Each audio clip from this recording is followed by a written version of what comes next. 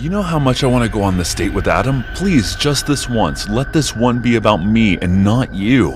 I pleaded with Carla, all the while trying to control my anger.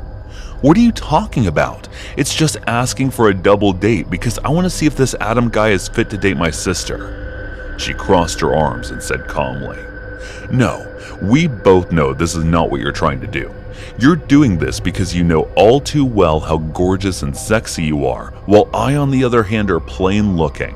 So you want him to fall for you just like all the other guys I had liked in the past."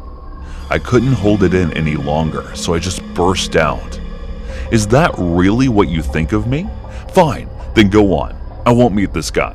But if you end up in any sort of trouble, don't come crawling back to me for help." After saying that, she stepped out of the room, and I continued getting ready for my date. To paint a picture of the situation, let me first start with our introduction. Carla and I, Jean, are twins. Our mother died right after giving birth to us, so our father raised us alone. Unlike other twins, we looked nothing alike.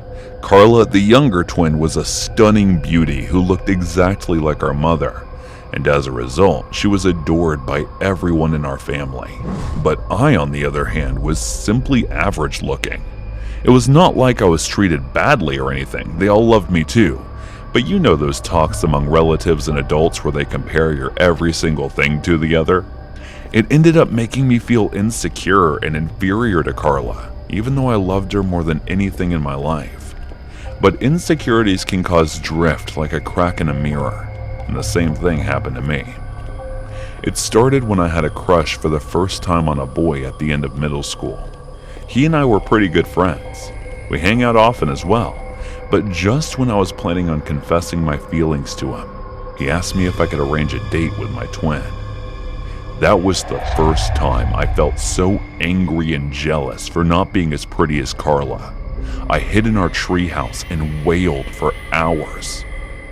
The next time it happened when we were in high school, the boy I was in love with ended up asking my sister out. What made me even angrier was that she rejected him. Carla had the luxury of rejecting such handsome guys when they asked her out, while I couldn't even get the boy I had a crush on to like me. That was the second time I hid in our treehouse and cried my eyes out. After it happened several times, I got used to hiding my feelings, but it still hurt as hell every single time. I finally insisted father about sending me to a different college than hers.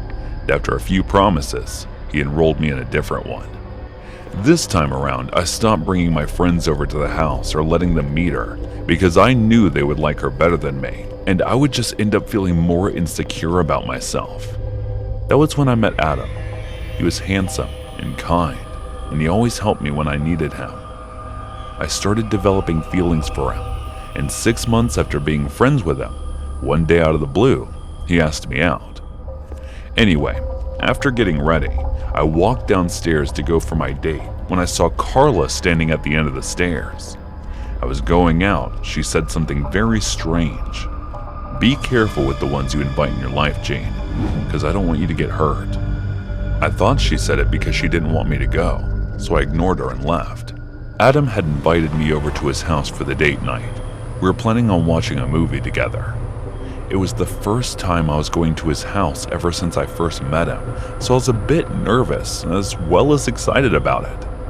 When I reached, he gave me a warm welcome along with a compliment about me looking pretty, which made me blush. He asked me to sit over on the couch and went to get drinks for us from his refrigerator. "So, what movie are we gonna watch?" I asked with a big smile on my face.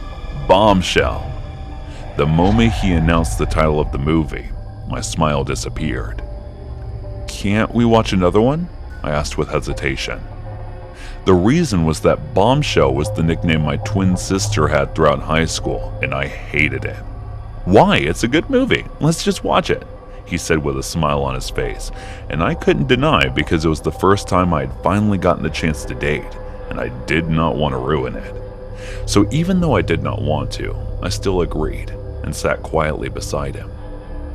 The movie started, and I couldn't focus on it at all, and Adam didn't help either, since he started caressing my surprisingly unpleasant thigh.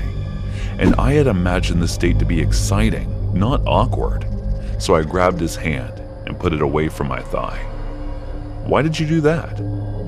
The way he said it was in a calm, eerie tone terrified me. It felt a little what? "I know you want this, so why are you rejecting me?" He cut me in the middle and shouted at me. I could not understand what had gotten into him all of a sudden. He was so nice before. "Adam, please stop. You're hurting me." He had grabbed my wrist and twisted it, which was painful as hell. That was when someone started banging on his door uncontrollably and loudly, which made him leave my hand and walk toward the door.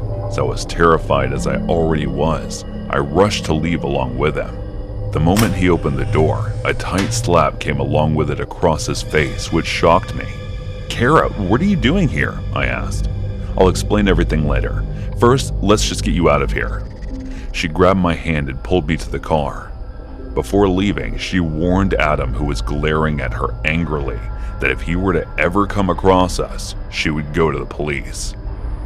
"I'm sorry, I wired your clothes, but I was just trying to protect you," she said the moment she started driving. "Why?" I asked in confusion. "Because Adam was the one who spread the nickname Bombshell after attempting to harass me," she said in a calm voice, but I could feel the sadness in her voice, which was primarily my fault. So I asked her to stop the car. "I'm sorry for cutting you out of my life," I started wailing again, but this time it wasn't in the treehouse, but in my sister's arms.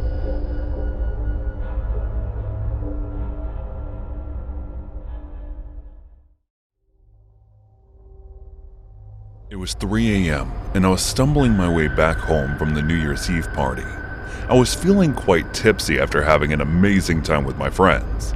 We watched the mesmerizing fireworks display, and I even locked lips with a stunning woman I had met earlier in that evening.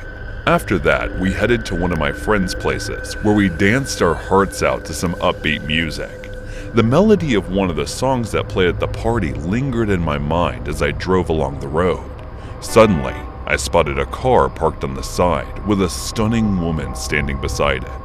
Her backless white dress hugged her curves, and I couldn't help but feel drawn toward her. My curiosity got the best of me, and I parked my car beside hers to offer help.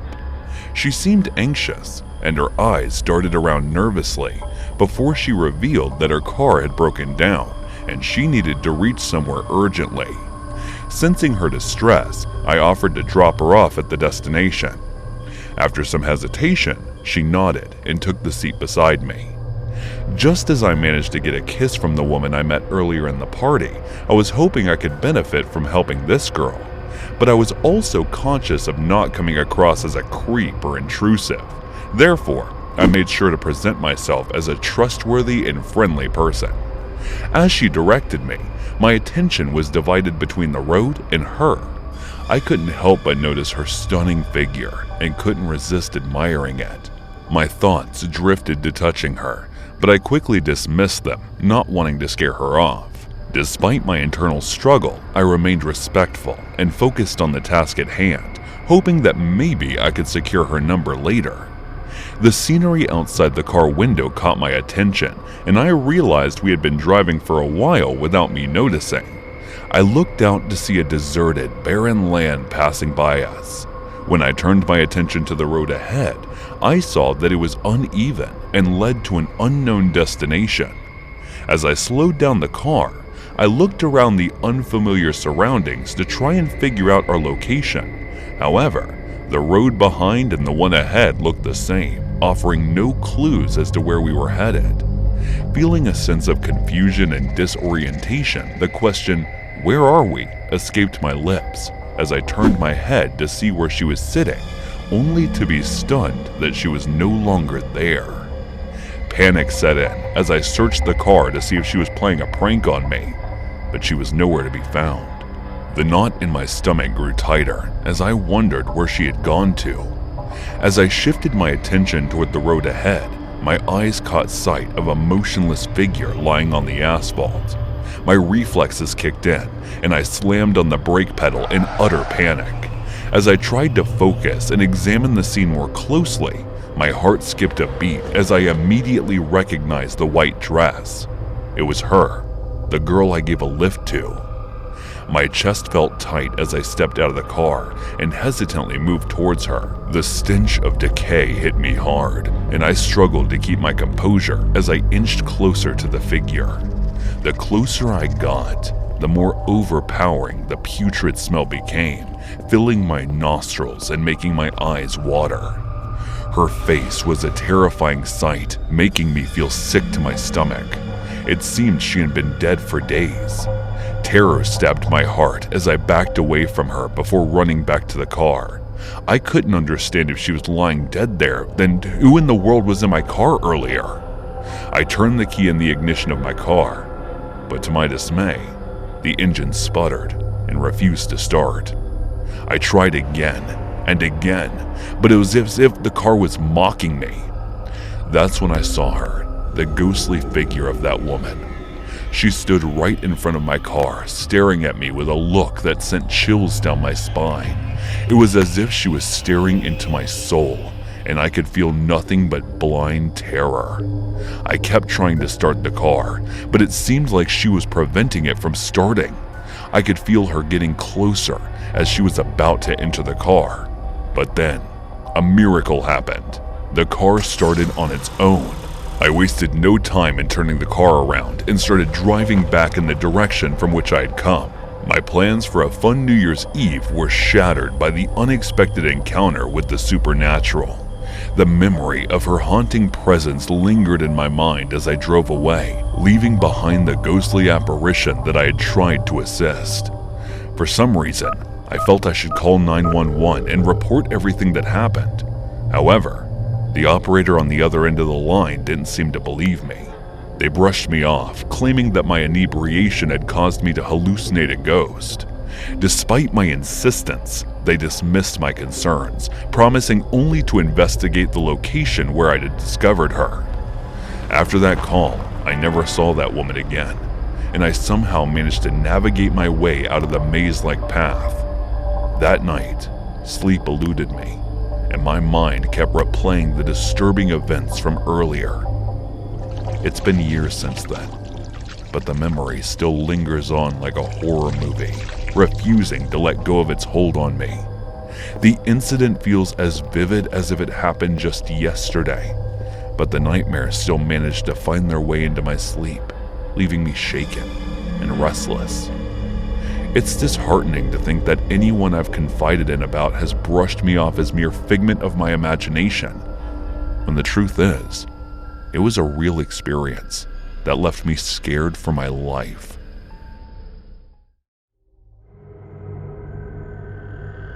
What are the most important factors to work peacefully and smoothly in a workplace? Yes, your work ethics and skills do matter, but what else besides that? One might say it's working in a good company, or it is your job that is the most important among all that. But the vital part is that we work with the right people. Our coworkers are the people who can make up the environment. For example, if you have the kind of coworker who always lifts the spirits and supports you, then even if you lack something in your work, you would feel a bit at ease during that period. But if yours is someone who always has a negative attitude towards you and is determined to make your life hard during work or even curses you all day, then even if you're perfect in your work, you might feel exhausted from all that negativity around you. Just as I have read this somewhere, naturally our coworkers have a hand in shaping the environment of our workplace. I have come to understand this by experiencing myself. After graduating from the nursing college with top grades and then completing my internship, I was hired as a nurse in a hospital. Within 6 months, with the help of my good performance, I was promoted directly to the expert nurse position. There was another nurse beside me who got the promotion to a higher position than me. Her name was Laura, and she was in her early 30s. With her nice nature and easygoing personality, the two of us got along pretty well. One day when we were working a bit late, she was called by our chief nursing officer, Samantha Hart, which was rare. It was the first time since we got hired that she had called for any of us. Rare indeed. As I continued working, I continued to wonder why in the world she called for Laura. I knew she didn't do anything wrong, so was this for another promotion? but it would be too early since we had just gotten a promotion a few days ago. About half an hour later, she came back with a troubled face. I didn't get the time to ask her about what summoned the chief's office since there was too much work to do, but I could notice her being overly attentive and careful with every patient than normal. I waited for our shifts to end so that I could ask her about what happened, but by the time I was free after the shift ended, she was already gone. The next morning, when the two of us were alone in the changing room, I asked about the previous day. And as she was about to tell me, Nurse Catherine, who was in her late 40s, walked in, which prevented my chance of getting to know what had happened. Nurse Catherine was one of the oldest nurses among us, and from what I've heard from other nurses, she was the only one who had gotten one promotion for over 10 years of her working there. Even though I didn't get the chance to know her, I still guessed that the issue with her promotion might be the reason for her constant rude behavior with her coworkers. After that day, I started seeing more of her, and with Laura's face starting to get smaller and smaller as if she was disturbed by something. Then one day I saw Catherine suddenly bursting in while the two of us were working and started to shout at Laura for no reason. She was saying something went wrong with the patient on bed number 32 because of her this afternoon, but I knew for a fact that the blame she was putting on Laura was baseless since she was attending to another patient in the emergency room with me. And when I opened my mouth to speak, she scolded me too, saying the two of us were always busy and gossip, which was why we were getting careless towards our patients. She was in no position to act as authority towards us just because she was older, and it pissed me off that she was blaming Laura for something she did wrong herself. The moment she walked away, I immediately asked Laura if the reason she was summoned the other day was something to do with Catherine. And by the way Laura looked at me with an unsettling emotion, it was written all over her face. This wasn't the first time she was getting blamed for something she did not do. It was mind-boggling to see that one of my nicest coworkers was getting bullied like that by an old, incompetent, and jealous lady. So I walked to the chief's office to tell her about what was happening there. But when I reached her, I heard from the door that Catherine was already there complaining about things and making Laura the recipient of her blame. I was angry about whatever was going on, so I decided not to stay still and let this continue.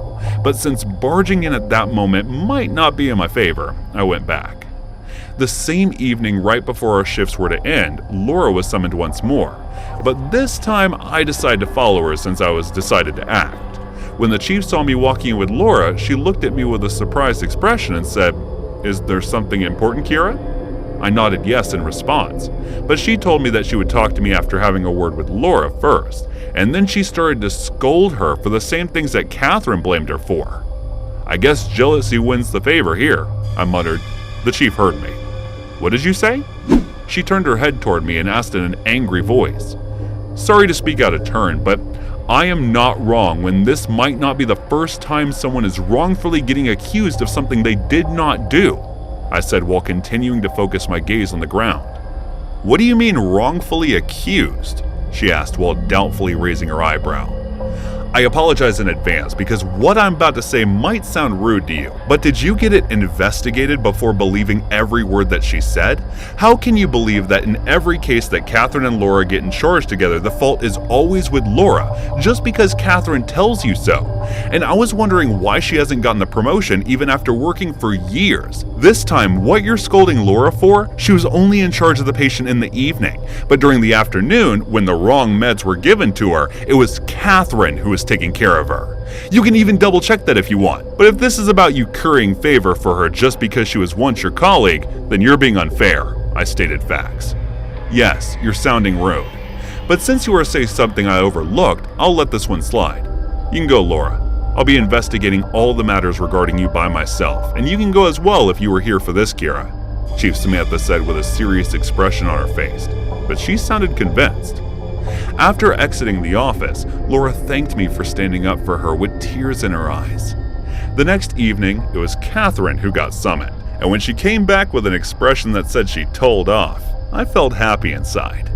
The next morning, I heard from other nurses that she was suspended for 15 days. Well, I never wanted that, but if it could make her take responsibility for her wrongdoings and own up to them, then it was for the better.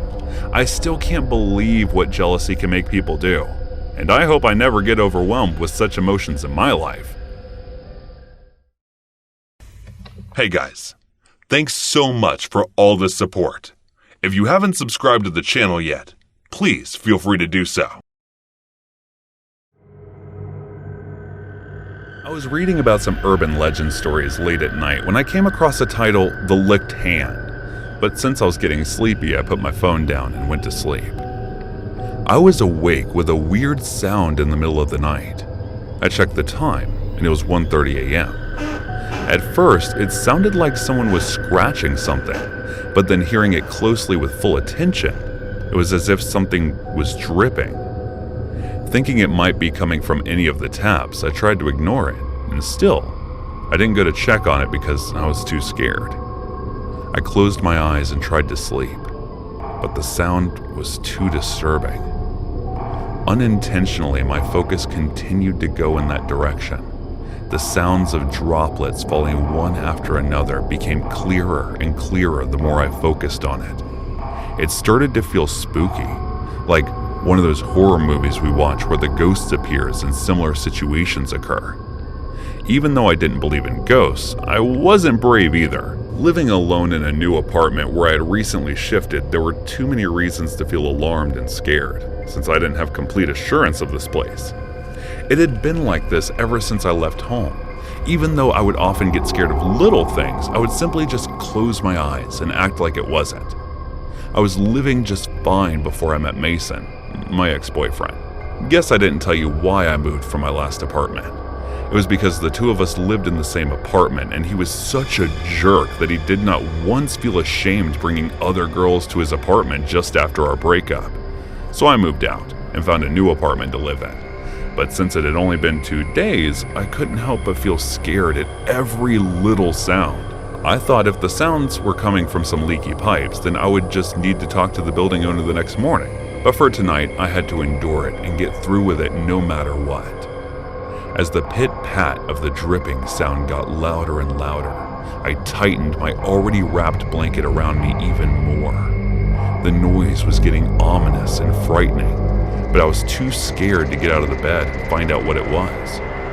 There was one thing that I was assured about my dog sleeping under my bed, and it was her habit, so if anything were to happen, she would protect me. I wrapped a part of the blanket around my ears so that I could block the terrifying dripping sound and clenched my eyes tighter to sleep. It didn't make any difference either way, but I continued doing that for another hour. At this point, the sleep was long gone from my eyes, and I was just lying on the bed with closed eyes, listening to the noise, which felt like the dripping was going on inside my ears. I wanted to go and check, but the feeling of being scared was overwhelming my other senses, so I stayed still. The awareness of being alone in the apartment had been highlighted to the extent that I was regretting ever leaving my home, even though they never once treated me nicely. I even regretted moving to this apartment, thinking maybe I should have stayed there and stayed ignorant of him. But then as I was thinking this, I suddenly thought of the dog under the bed. So I reached my hand toward the floor for reassurance from my dog. And after a second, he licked it, making me feel a little relieved. Even though it was not enough, it was like I got a water drop to drink in a dry, hot desert. I pulled the blanket over my head and yet again tried to sleep. Another 2 hours passed, and the dripping sound hadn't stopped. Instead, it got louder and clearer, making my heart beat louder from the terrifying feeling. I thought of finally checking and stopping it from the source, so I got up, hesitantly walking slowly to where the sound was coming from. I stopped in front of the bathroom near the stairs. The dripping noise was loudest in there, so I hesitantly walked in there. But the moment I turned the light on, a scream left my throat as I fell backward. The brutally mutilated body of a dog was hanging in the shower. Half of his skin was on the floor, covered in blood, and the dripping sound that was coming for hours was his blood slowly dripping onto the tiles from his body. On the bathroom mirror was badly written with the dog's blood were the words, "Not just dogs, but humans can lick hands too." I started to feel suffocated, as if someone had stopped the breathing mechanisms from my body, and my licked hands started to burn. This was the first time that I was experiencing such a terrifying feeling as I was about to die. My eyes started to fall backward on their own, and I tried to scream, but my voice didn't come from my throat. The bathroom started to get closer along with the dog's body, and as my consciousness gradually shifted away from me, I realized something. The only broken words that came in my mouth were, "But how, when I don't even have a dog?" That was when I jolted awake with a heavy panicked breath and looked around to get an understanding of the surrounding. I was inside my room. My entire body was sweating, and in my hands I had the same story opened as last night, the licked hand. That was when I remembered that I was going to sleep, but then I was too curious after reading the title that I opened the story and read it, but fell asleep while reading. Guess what I just had was a result of that. I guessed that it was just a nightmare. I looked at the time again. It was already 7 in the morning. I was about to get late for work. I closed my phone and put it onto the bedside table, then walked to the bathroom. As I was about to enter, the scene from the nightmare flashed in my mind, so I hesitated for a second. But then I shook my head and went in to get ready for work, because I had a reality ahead.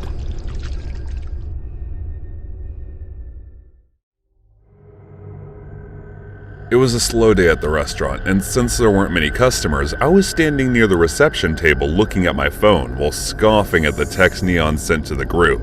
That was when I felt someone's breath on my face. I lifted my face only to be startled by the stranger only a few inches distance from me. He had a creepy smile and was leaning over to look at my phone. "God, that scared me," I said as I backed away from him a bit before giving him a thorough scan.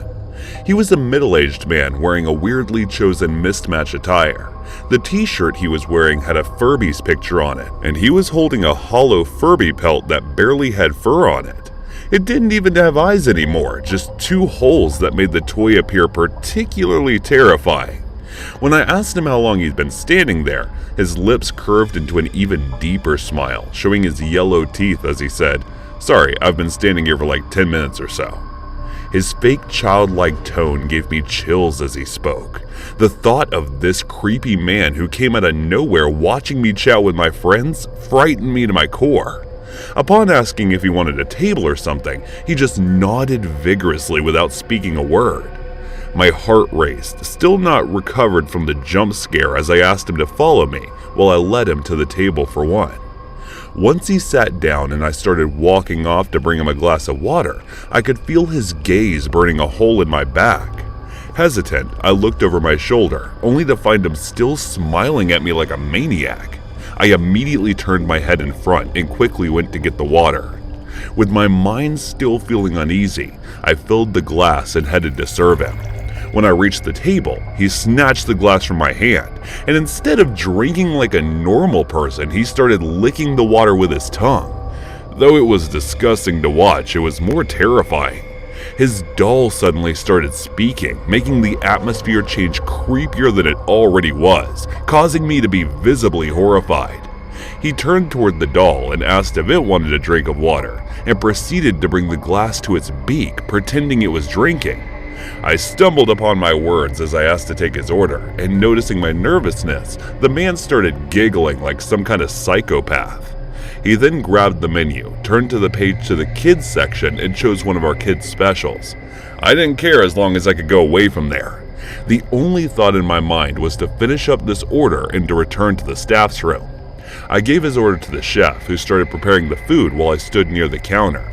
That was when I noticed a family approaching me, and they asked for a table for 5. Trust me, I've never felt more relieved by customers than I felt that moment. I asked them to follow me and showed them an empty table before I went to bring water for them. However, he kept making me feel uncomfortable with his constant stare. Finally, his order was prepared, and since I didn't want to go to his table, I asked one of my fellow waiters to take it there while I returned to take the order of my newly arrived customers. A sudden clatter shifted my focus from the family I was attending to the source, and just as I feared, it was that man. The waiter in front of him looked in trouble and was visibly scared as the man said something to him before turning and pointing his fingers at me. His expression was changed from smiling to truly terrifying. It was clear that he was pissed. Without much of a choice, I took excuses from the table and gulped nervously before heading to that table. "What seems to be the matter, sir?" I asked hesitantly, trying to sound as calm and professional as possible. The man's attitude suddenly shifted from the horror we were seeing to the creepy smile he had given earlier as he said, "I want you to serve my food, not him." With that, he shot a disgusted look at my coworker, who at that point was shaking. I told him I would handle it and asked him to return to his table. Not wanting to take a risk with the cleaning staff, I grabbed the broom and cleaned the broken plates and the dishes off the floor, cutting my fingers with one of the broken shards in the process. The man started giggling and clapping as he saw me in pain and asked, "Do it again!" I halted my movements. My face went pale and looked at him in disbelief before trying to clarify if I understood what he said right. "What do you mean, sir?" His response that followed made me feel as if my soul left my body. "Cut yourself again. I want to see blood." Leaving the rest of the mess as it was, I stood up with my legs shaking as I made my way towards the manager. I had no idea what was wrong with the man and if he had any illness that made him behave that way, but I was truly scared of him. After informing the manager about him without leaving a single detail, I told him I could not serve the man. The manager took it upon himself and asked the security to throw the man out. I have no clue where he went or what happened to him after that, but it's a relief I've never have to seen him ever since. However, even after years of that incident, I'm still careful about those who come as weird or show any symptoms of being a psychopath, for I never want to involve myself in something similar again.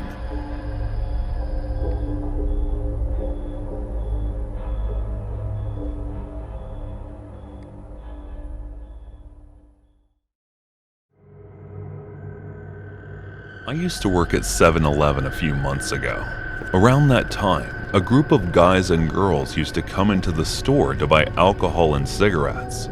They looked quite friendly, and they always showed me their ID cards, but at a point, I stopped checking them, because according to their IDs, they were of legal age to buy alcohol and cigarettes. One day, they came drunk with two new girls who looked underage, so I asked them to show their IDs. But Claire, who was among the group and also one of the regulars, said, "Oh, come on, Gil. Don't you know we girls look a lot younger than our age? Besides, we don't have their ID cards with them right now." She winked at me after saying that, which made me embarrassed. They started to insist that I sell them alcohol and cigarettes because they were also of legal age. Fine, but only this one time, and next time you will be showing me your IDs. Understood?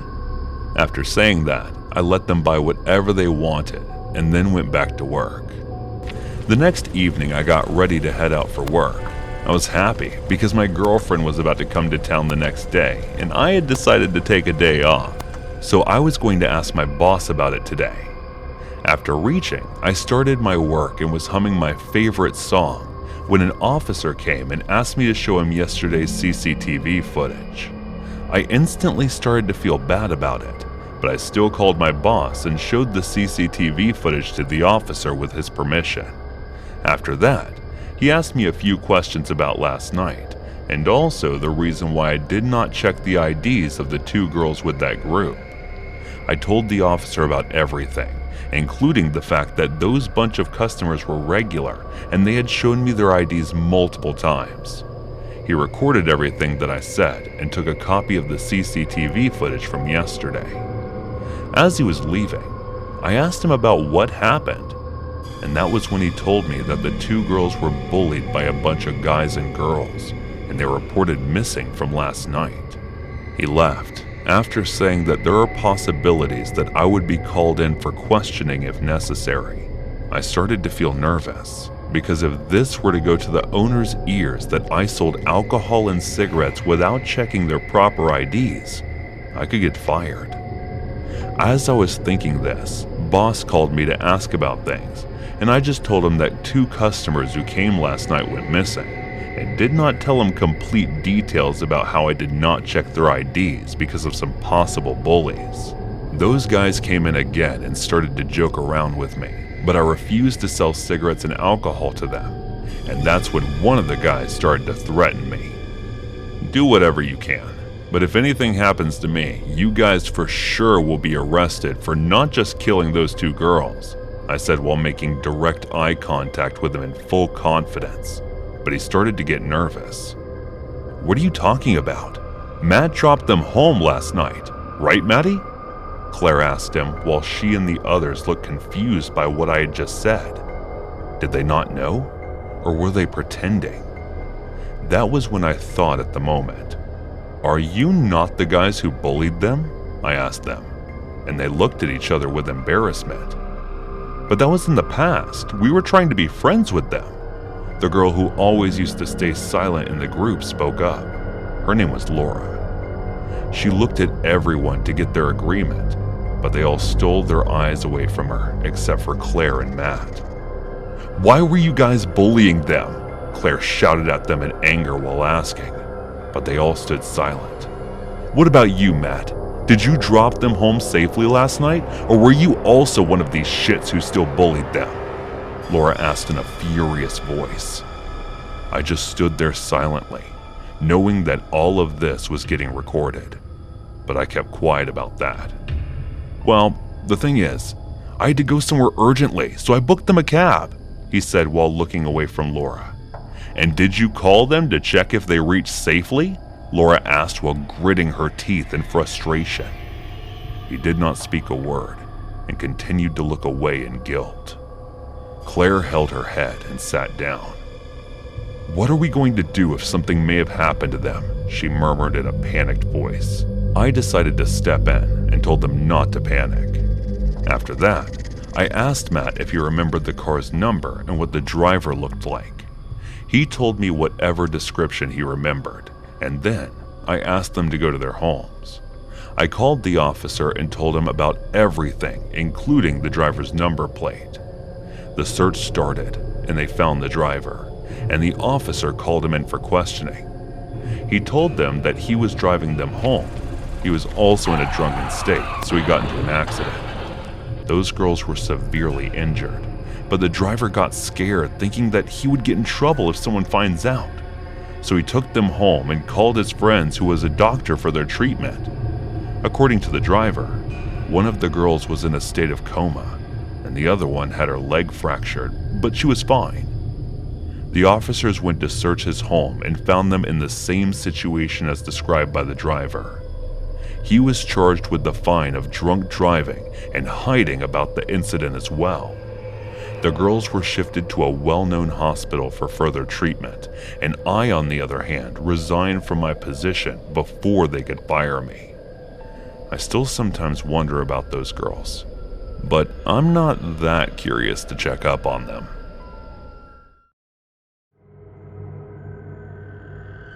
You know what Bombshell is, right? Yes, you guessed correctly.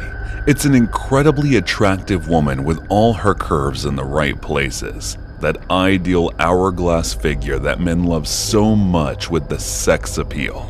My friend Gabrielle was just that, and she had all of these qualities in her. The two of us worked in a bar and did pole dancing for the customers, but one night something happened that changed my entire course of life.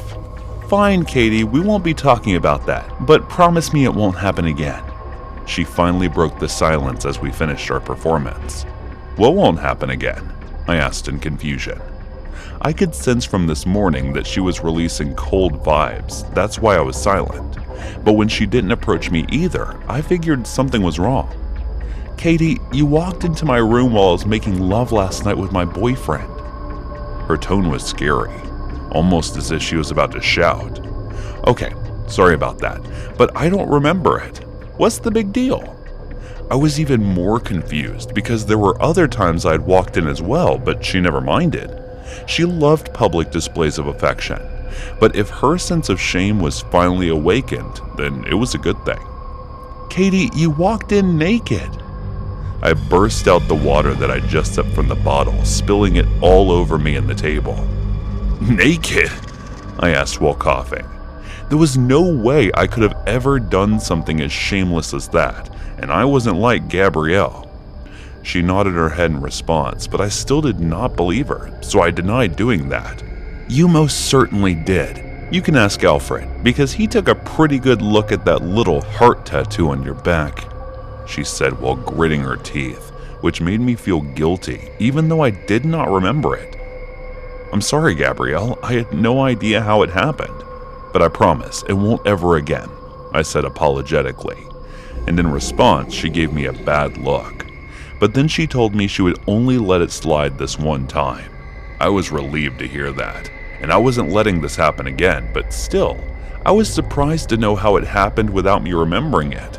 Was I sleepwalking? The rest of the night I tried to avoid her gaze and focus on my pole dancing.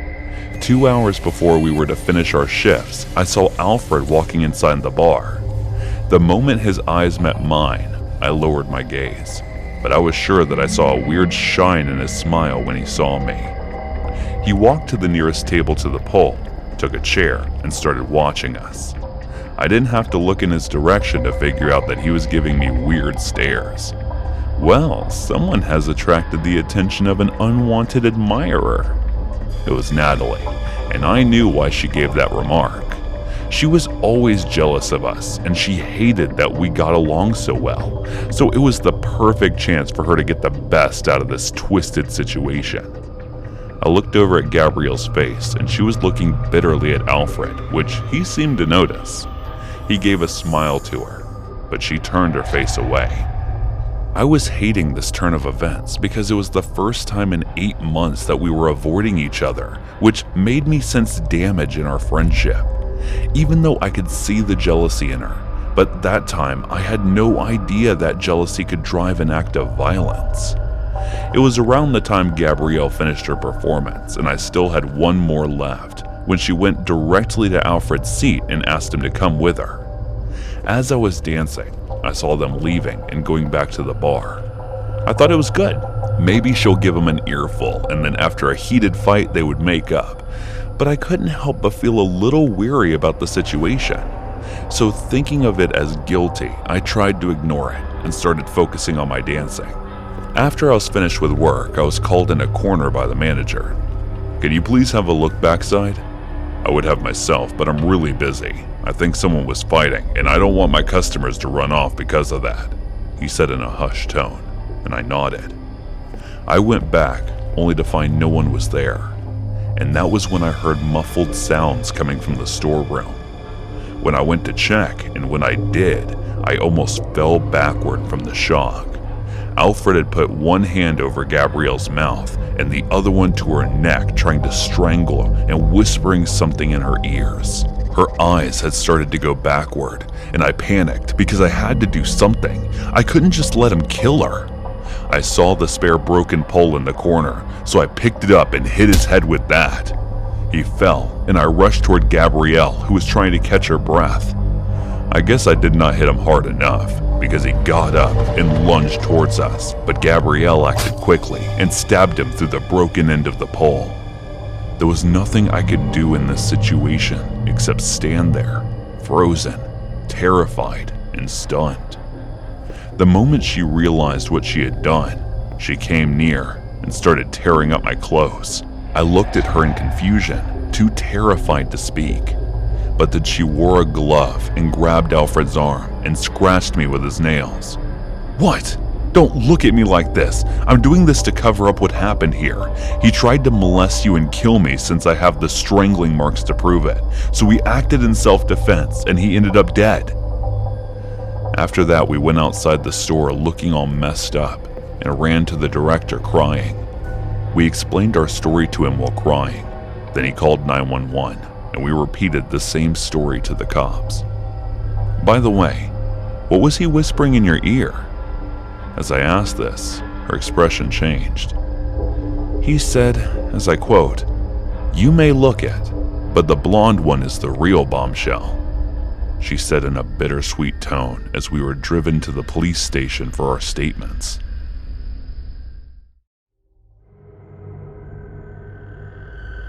I'm not gonna ride in a stranger's car. God knows what kind of creep they turn out to be. My wife Martha said, when I told her that we had no other option but to hitchhike, We were coming back from a friend's marriage when our car broke down, and we were trying to find a mechanic for the past couple hours, but we were unable to do so. No matter what kind of creep they are, I don't think they'll do something to us. Besides, I'm here to protect you, I said while laughing. In response, she gave me a deep stare and told me if anything were to go wrong with it, it would be on me. Of course, being a husband comes with a package of always taking responsibility, no matter what it is. So I nodded my head yes, and she pulled out her thumb, hoping to stop a passing car. After about 3 or 4 vehicles, a car finally stopped and a boy in his late 20s was driving it. We told him that our car had broken down, but we needed a ride, and he agreed to let us in. He told us that he was going in a different direction, but he still would love to help us and dropped us off at our destination first.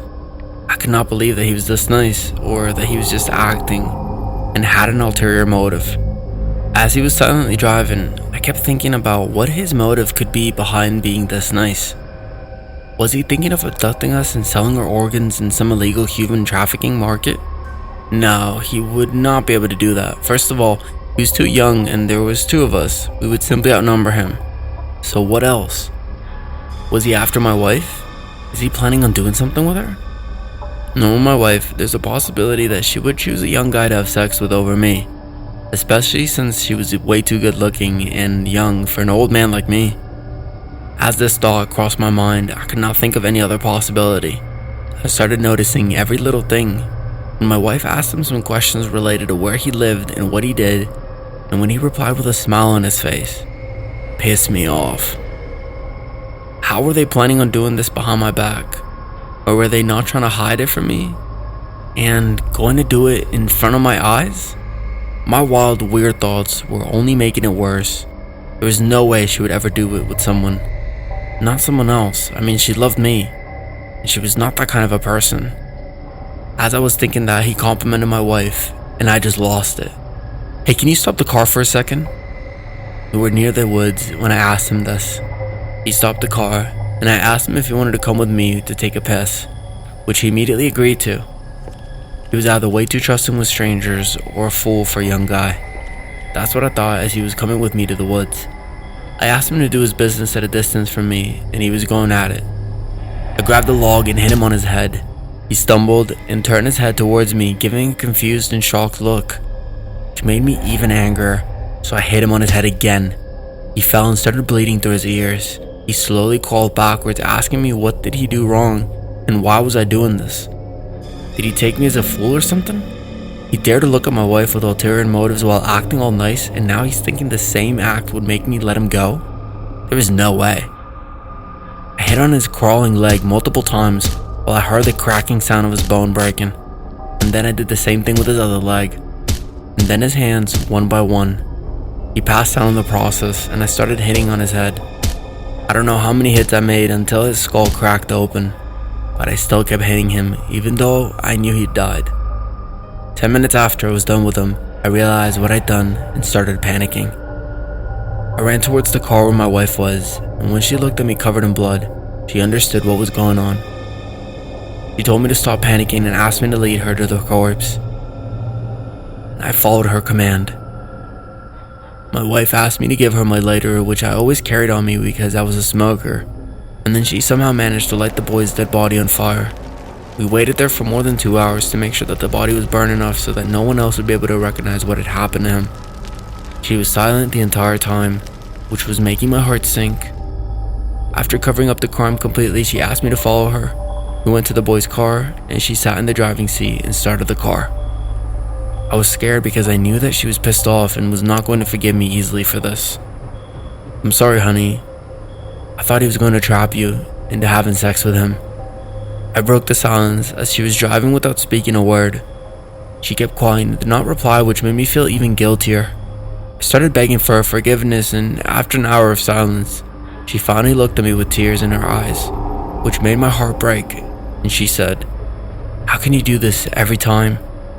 I love you so much that I'm ready to go at any length for you. So why is it that you do not trust me or my love for you?"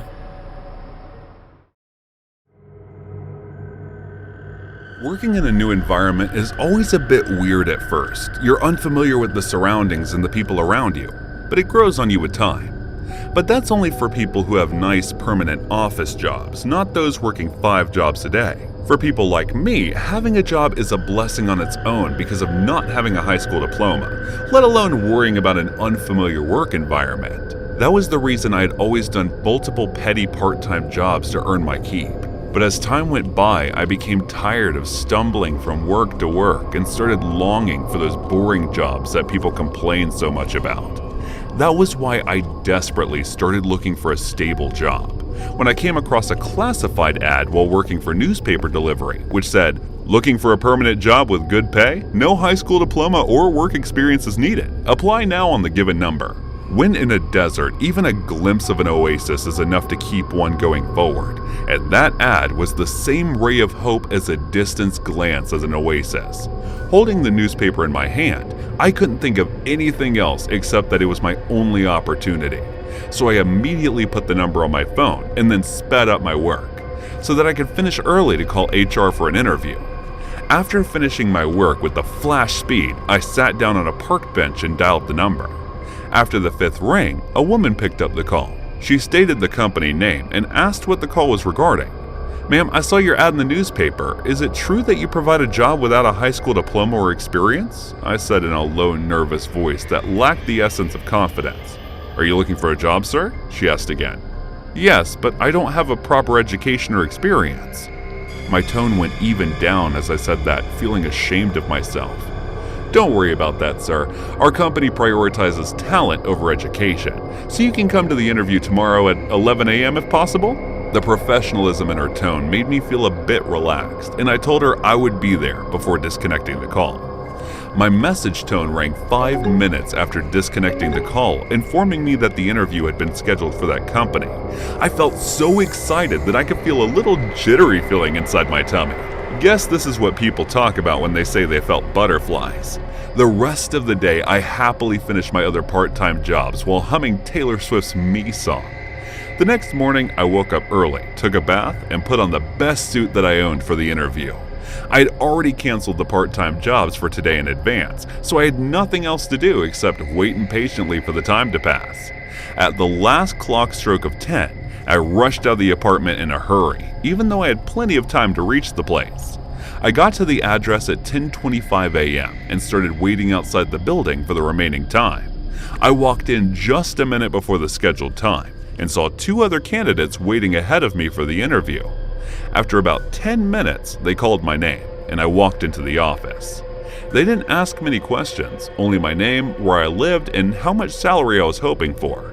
I never expected to get selected, but I felt over the moon as they said I could join them the next day.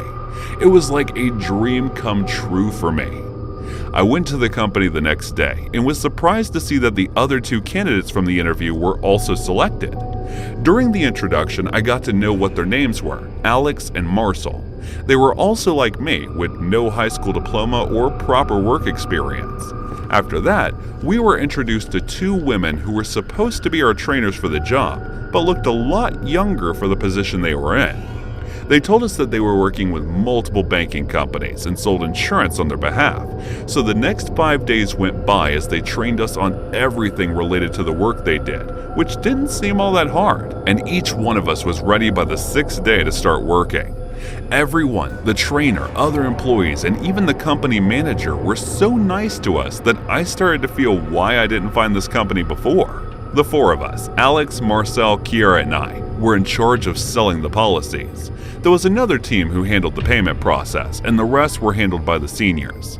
I was excelling in my work and receiving multiple raises from others, which was boosting my confidence tenfold. Just like that, a month went by, and the payday was finally approaching. The salary they had promised was so good that it almost felt unreal, and I was impatiently waiting for it to get credited to my account. It was finally payday, and I got to the office building earlier than usual when I saw the rest of them waiting outside early just like me. "Ready for your salary, huh, Carl?" Kira said in a happy tone as she saw me approaching, and I nodded with a big goofy grin on my face. "Let's have a drink after work today." It was Alex who suggested that as we walked into the elevator. "Then let's go to that grill restaurant by the corner. I've always wanted to try that," Marcel said excitedly. "Sure, let's do that." As I said that, The opening bell of the elevator door rang and we got to the floor. But we got surprised when we saw that the floor's gate had a huge lock on it, which was unlikely. An unpleasant knot started to feel in my stomach as we each called the team leader, manager, and other seniors' numbers, which were unavailable. All of us looked at each other with nervous looks. Everyone's expression was saying the same thing. But it was payday. We continued dialing their numbers, but all their numbers were turned off. I felt as if all of my energy had gotten sucked out of my body and just sat on the floor. Others were in the same state as me, and as we were sitting there hoping for someone to come and unlock the door while apologizing for being late, or for someone to jump out of nowhere yelling it was a prank, 6 hours went by. We decided to ask around the building about the company, only to find out that no one else knew about that. That was when we each received a call on our numbers from the police that we'd been using for the past few days for work, summoning us to the police station. They were doing insurance fraud and scamming people for money, and when they were reported by people, they fled, leaving the fallback on us. Luckily, we all had proof that we were working there after finding out the advertisement in the newspaper and the messages we received regarding the interview on our phones. And since there was no transaction recorded on the accounts, we were declared as victims too, and they left us another giving warning about these kinds of frauds while saying that they couldn't believe that people these days fall for fraud jobs just like that. As we were walking out of the police station, I couldn't help but think that I needed to work more part-time jobs. My dream to work for a normal company as a full-time employee with a boring life like other people had been brutally shattered. And I guess I'd never be able to work for something like that ever again, even if the real opportunity presents itself. The oasis I saw from a distance turned out to be a mirage.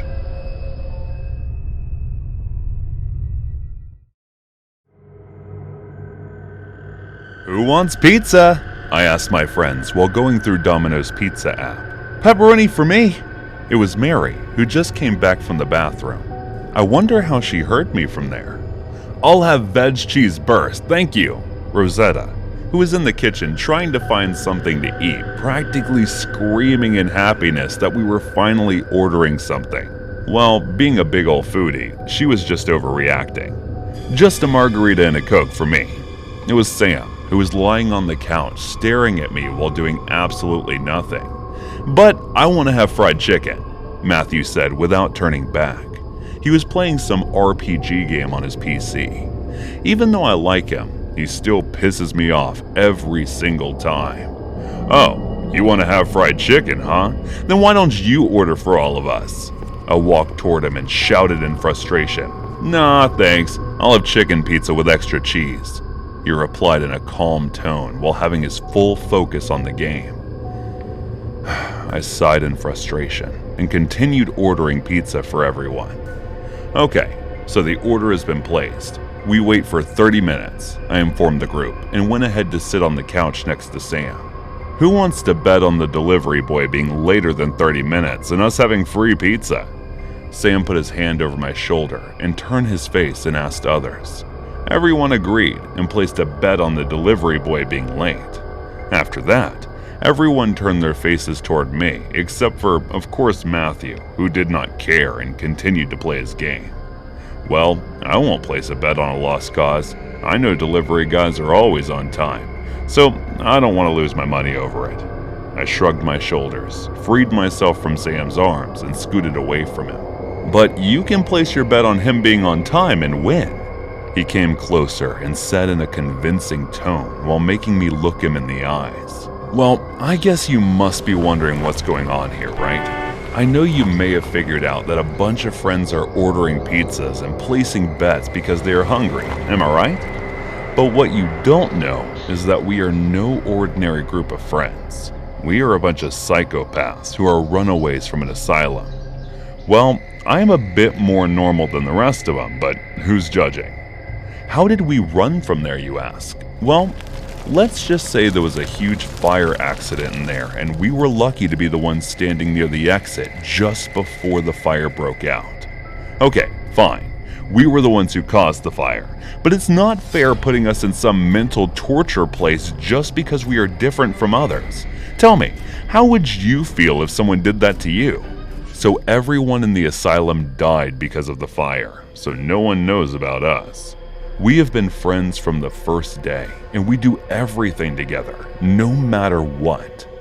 The thing about me not placing the bet was not because of the reason for delivery guys being on time, but there was another reason. We rarely place bets because of that reason. You know what? I should not reveal everything at once. You'll find out pretty soon anyways. Okay, fine. I will place the bet on him not being late. Sam and others convinced me to place the bet, so I did. Fate had already been decided. I was going to win, and they were going to feel down for losing. I knew I would win because the Domino's outlet I ordered from wasn't that far from here. I was so sure that he would deliver the pizza exactly on the 30th minute when everyone would be thinking that he is late. We are all focused on counting the minutes when the doorbell rang. I guessed it was the delivery guy. Everyone looked at the door angrily because he made it within 20 minutes. Even I was angry because it was no fun if he's early. I know I won, but I was not happy. But still, I went ahead and opened the door. Rosetta followed me. I opened the door, and it was the delivery guy. I took the pizza boxes from his hands. Want to come inside and have some fun? Rosetta's voice was changing into a slutty, sexy one, and we all knew what that meant. The delivery guy looked at her from head to toe with his lustful eyes. Well, she was just in lingerie, so I don't blame him. Sure, why not, he said, and Rosetta held his hands and dragged him in. I closed the door behind me and went ahead to place pizza boxes on the table near the couch. Here? In front of everyone? Rosetta was moving his clothes when the delivery boy asked in an embarrassed tone. Oh, they don't mind, right guys? Rosetta said while asking us. Of course we don't. We'll be joining you guys for fun in a few minutes, I said while putting a pizza slice in my mouth. Others took their pizza boxes and started eating them as well. Rosetta moved the guy's clothes completely and made him lie on the ground. She climbed on top of him and they started having sex. He closed his eyes in pleasure and embarrassment that everyone was watching. I grabbed the knife from the kitchen and came closer to them. Rosetta smiled at me and started to moan louder while looking straight into my eyes. Do it, babe! Matthew kissed me on my neck after finally closing the game and coming closer as well. I stabbed the delivery guy in his chest and took over to Sam, who was removing his clothes. What? Don't tell me we are not going to have group sex after this. Sam said that while looking at me with his lustful eyes. The delivery guy wasn't dead yet. He looked at us with surprise and fearful eyes while being on the verge of death. I handed the knife to Matthew, and Rosetta also pulled herself away from him. We kissed the delivery guy one by one, and then Matthew stabbed the guy in the lower abdomen multiple times until he died. It's too bad I like living here, I said. It was like this every time we placed a bet. I did not like the mess and the fact that we had to leave the place every single time. Sam came closer, kissed me softly, and said it was going to be fine, while Rosetta and Matthew were already making out. I kissed Sam back passionately. It was like this. Matthew liked me, but Rosetta as well. I guess he liked Rosetta more than me, but I loved Rosetta, so I had to bear with it. Besides, Sam loved me and always made me feel good, so it was a win-win situation. We continued having sex because we also needed to clean up after this.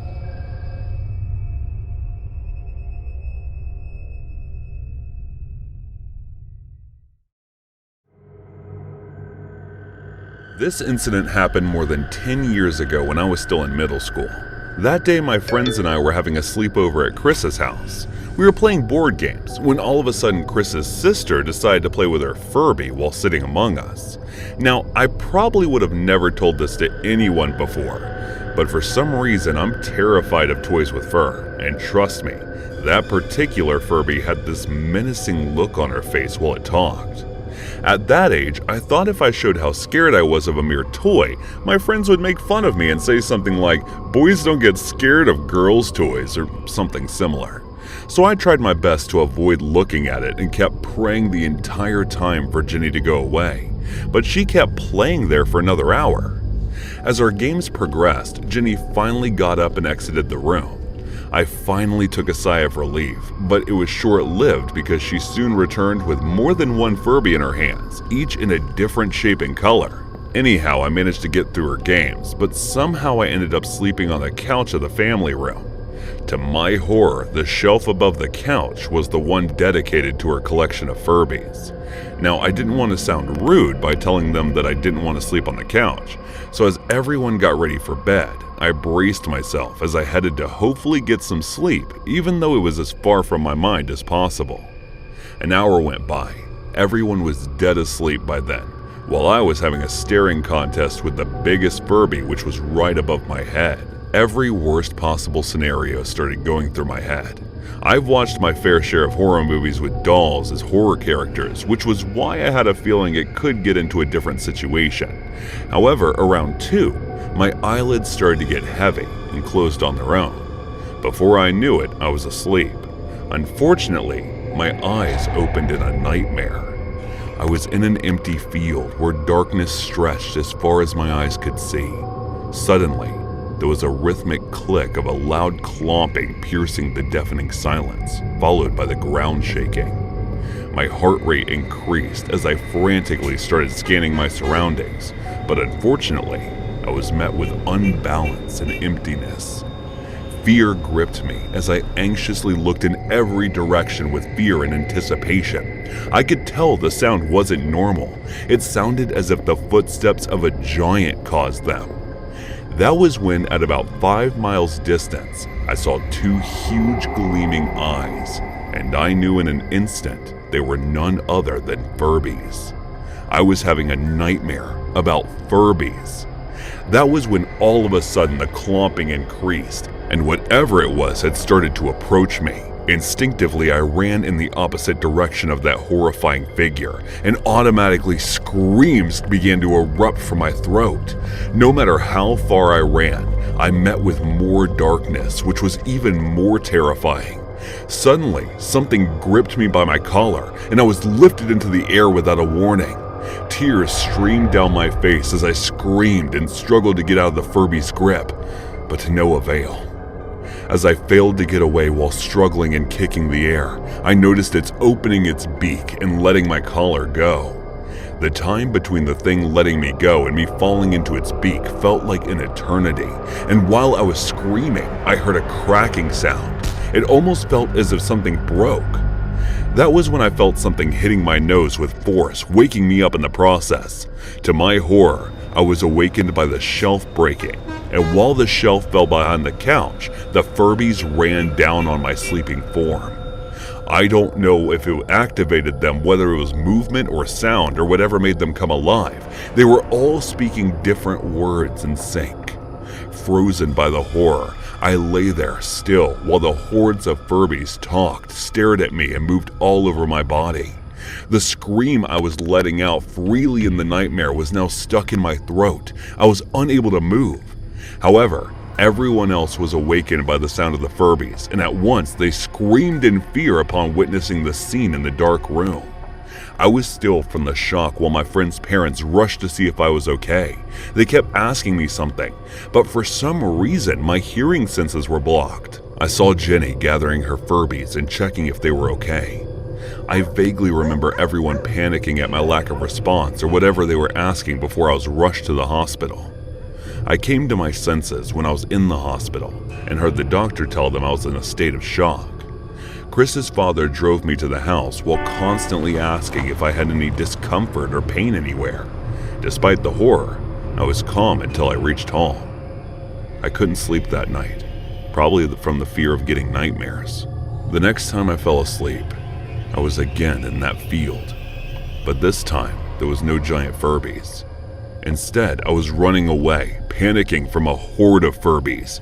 Each of them resembled the ones I saw on that shelf that night, and they all were speaking in a menacing tone while approaching me. The nightmares followed each night for years, till they eventually stopped on their own. My fear of toys grew, and I started to avoid them altogether.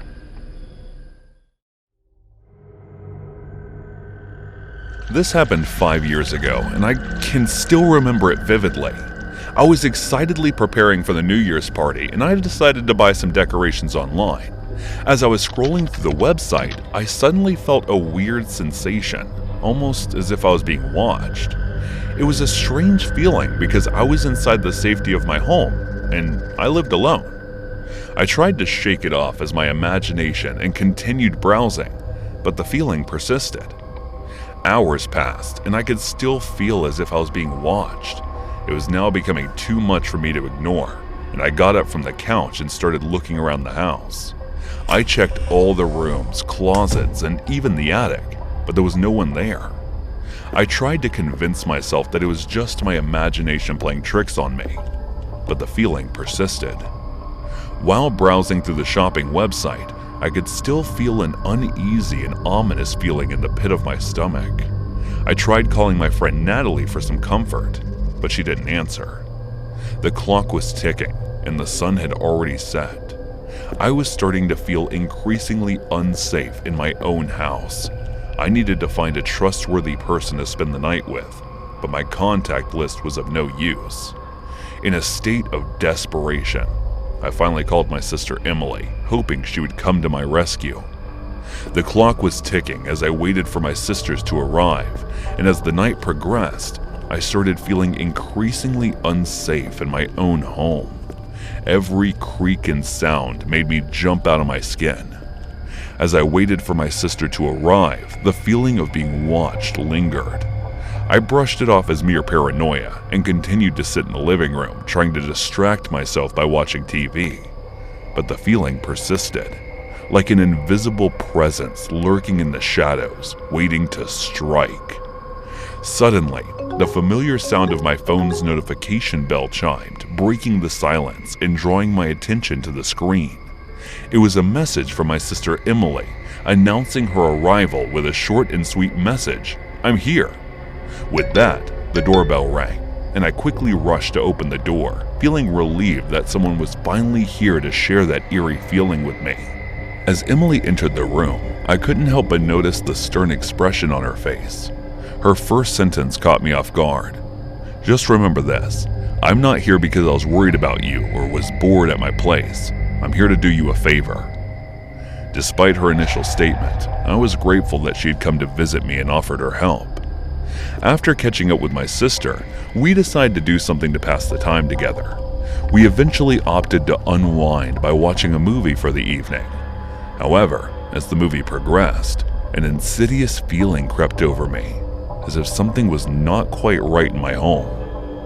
Without warning, Emily suddenly broke the silence by saying, "Is there someone else here?"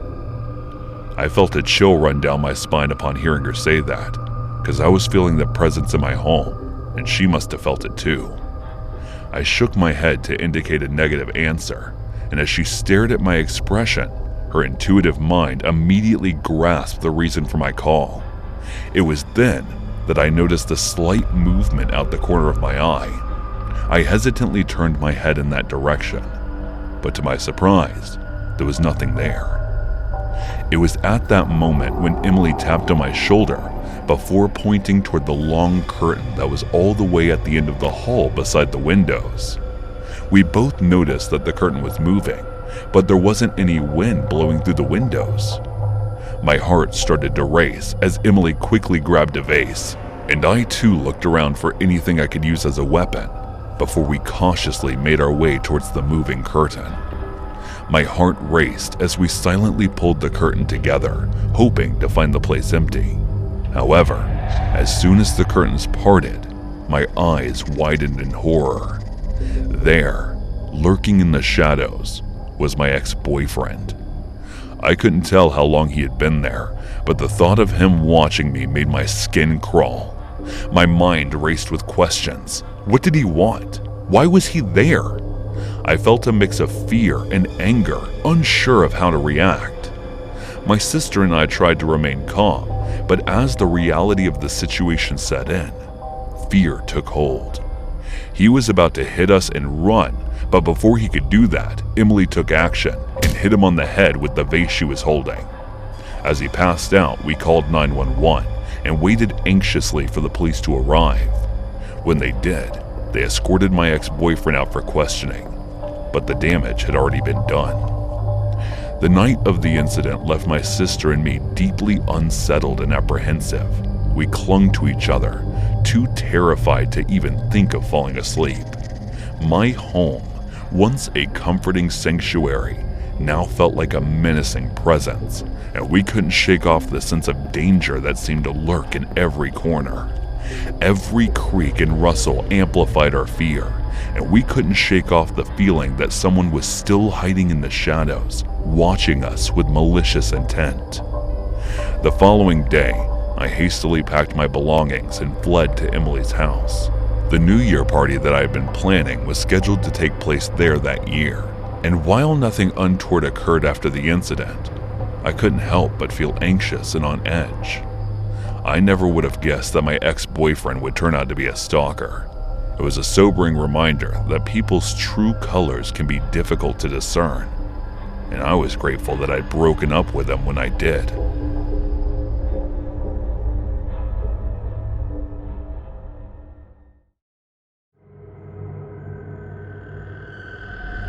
Have you ever heard of someone who had worked so long with solving crimes and helping that they lost their mind? No?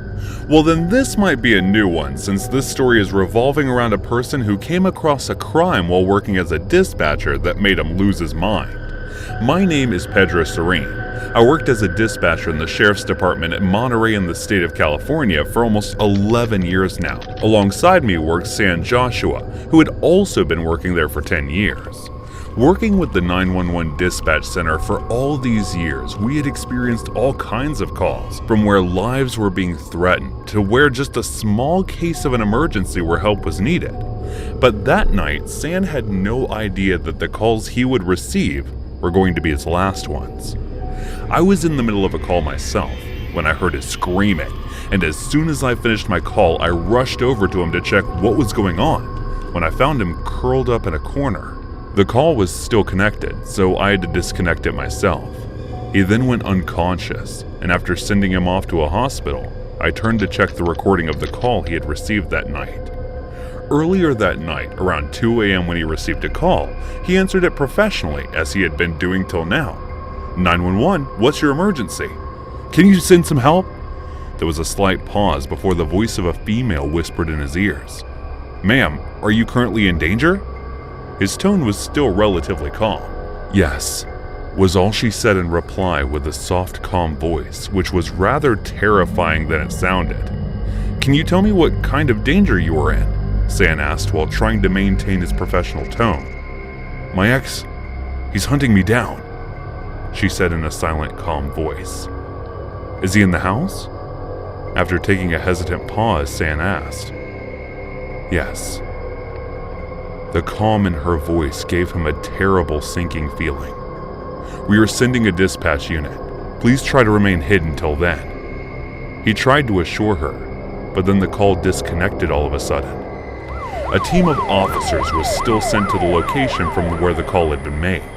They reached within a time frame of 15 to 20 minutes, and as they stepped into the house, it was the state of chaos, as almost all the things in the house were found broken. But no one else was found in the house. It seemed that the girl had somehow escaped, and the man must have chased after her. After searching the area for some time, the police didn't find anything. They went back to work. San told me about the girl, and it was not only him, but I was also disturbed about the whereabouts of the girl.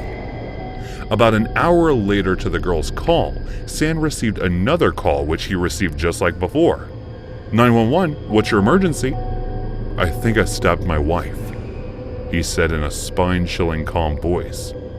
You stabbed your wife? San asked, trying to remain his composure. Yes, I'm in the cemetery, he replied. but there was no regret or remorse in his wife. Is she bleeding heavily?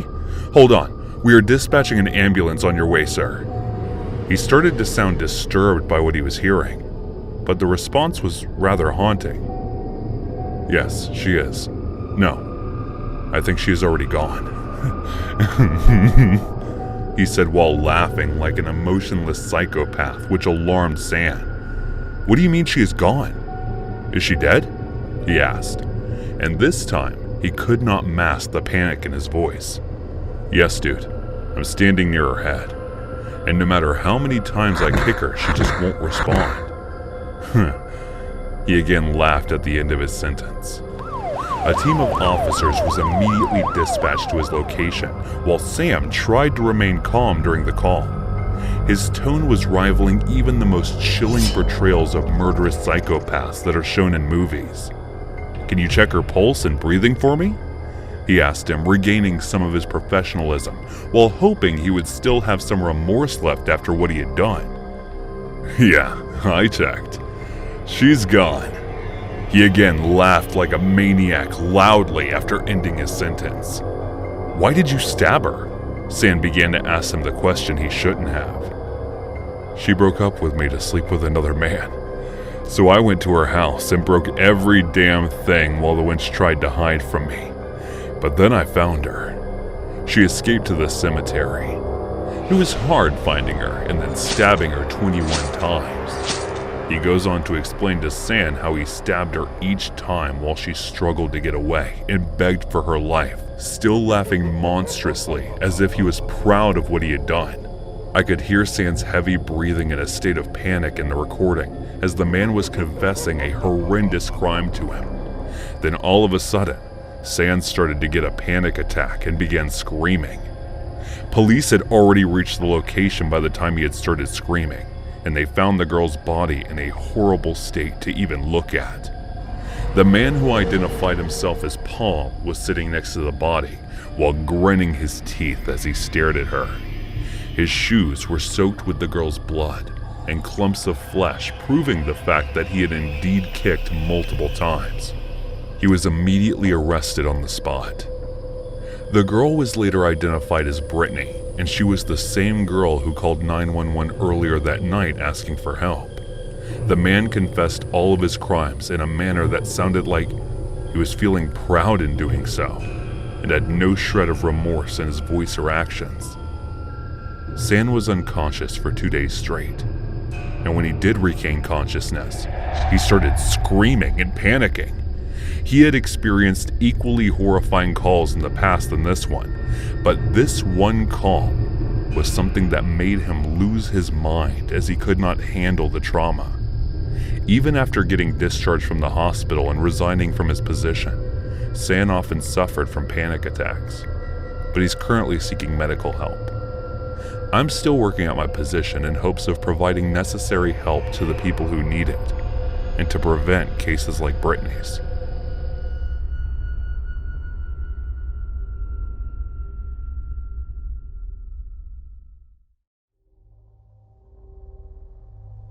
I was awake from the thumping sounds coming outside my room. Even though there was no one inside the room, I could feel something heaving, pressing over my chest. I tried to get up to see what or who was making all those noises outside my room, but I couldn't move. Unable to understand what was going on, I tried a few more times, only to get the same result. It felt as if my body was suddenly growing weights on its own, 10 times more than my normal one, and it was only pushing me down. That was when I saw a shadowy figure coming inside through the closed doors and slowly approaching me. The panic feeling and struggles to get away didn't help me come out of my paralysis state. The shadow appeared to be of a human being, but I knew for sure it was a ghost. It sat over my chest and extended its hands to my neck. I had a feeling of trepidation rush over my brain amid him grabbing my neck and choking me. He continued doing so for about 5 to 7 minutes, and what I felt throughout that time frame can only be described as pure agony. For some reason, my paralysis state broke, and in attempts to get away from him, I fell to the floor, only to open my eyes in my bed in the same position I fell asleep. I immediately got up and scanned my room to see if that man was still there. Thank God he wasn't. I ran out of my room to the living room, where I found my mom and brother watching television. They turned their heads to see my panicked state and started asking questions with worried expressions. When I repeated the incident that had just taken place in my room word for word, along with the lines that my room was haunted. "Our house is not haunted, you just had a sleep paralysis," my brother said, and went back to watching whatever's streaming on television. I looked at him dumbfounded when my mom told me that they had also suffered from the same thing at least once in the past, and it was not a frequent thing. It somehow calmed me down, thinking it won't happen again. So I went to the kitchen to drink some water. I opened the top shelf of the refrigerator and took out a glass of water. I remember hiding a Coca-Cola bottle behind all the water bottles, but it wasn't there anymore. I turned around in anger to ask my brother if he had taken it, but he wasn't there, and neither was my mom. The television was still on, and the show that they were watching was still playing. It was weird because the streaming show was according to Jim, which went off the air in 2009. Something didn't add up. Were they broadcasting it again? I looked toward the channel's logo to confirm, and it was for sure NBC. "Mom, are they rebroadcasting the show?" I asked out loud, enough for Mom to hear if she was inside the house. But there was no response. Did they leave for somewhere? But when? I got up and walked around looking for them, and there was no one there. I was alone. That was when I snapped back to my room within a few seconds. I started panicking, and as I was facing the door, I felt exceedingly anxious and apprehensive about turning back to see what was standing behind me, because the way I was brought into this room, I was sure my nightmare hadn't ended yet. I tried opening the door to run out of the room, but it seemed stuck for some reason, and no matter how many times I tried it, it didn't open. As I made the last failed attempt to open the door, I heard a hysterical laughter from whoever was standing in the middle of my room. Trust me, I didn't want to, but I turned around anyway and saw what looked like an alien bluish creature looking straight into my eyes, sending a cold chill down my body. It felt so real, to the point where I had started to think that all of this wasn't a dream, but reality.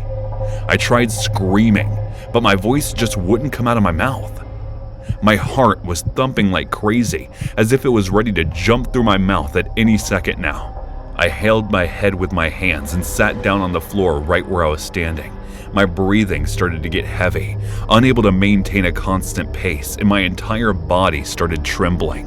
I had no idea what to do and how to get out from this nightmare. So I clenched my eyes tighter, hoping to be awake when I opened them. And I did find myself in the room lying on my bed. But again, I was unable to move apart from my eyes. This time, there was no one else in the room except for me, which was a relief. But my body was still in the state of paralysis. A light knock appeared on my bedroom door. I felt terrified, because I thought the shadowy figure would enter again. Someone knocked again 2 times and called out my name, asking if I was awake. I recognized the voice. It was my brother, Charlie. I tried to move my body, and thank God I was able to. I rushed to my door and opened it. "What happened, brother? I heard your scream." How can anyone explain what just transpired with me? Even if I was unsure if I'm awake this time or if this is also part of the dream. So I just told him that I was having a nightmare. "What time is it?" As he was about to leave, I asked. 4:16 p.m., he said, looking at his wristwatch. I remembered sleeping at 2 in the afternoon, so it must be right. But I still wanted to make sure I was awake. So I rushed to the kitchen. Mom was there doing the dishes. To check for the Coca-Cola bottle I hid before sleeping, I opened the refrigerator and took a sigh of relief when I found it. "Mom, is the show according to Jim streaming on NBC?" She looked at me in confusion when I asked, that as if I was uttering some nonsense. "I don't think it is anymore. It already ended back in 2009, she said, getting back to doing her chores. Why in the world did I see that in my dream? As I was trying to understand it, I remembered something. That's what they were watching when I rushed to my mom and brother after experiencing sleep paralysis for the first time. So that part was about the first time I told them.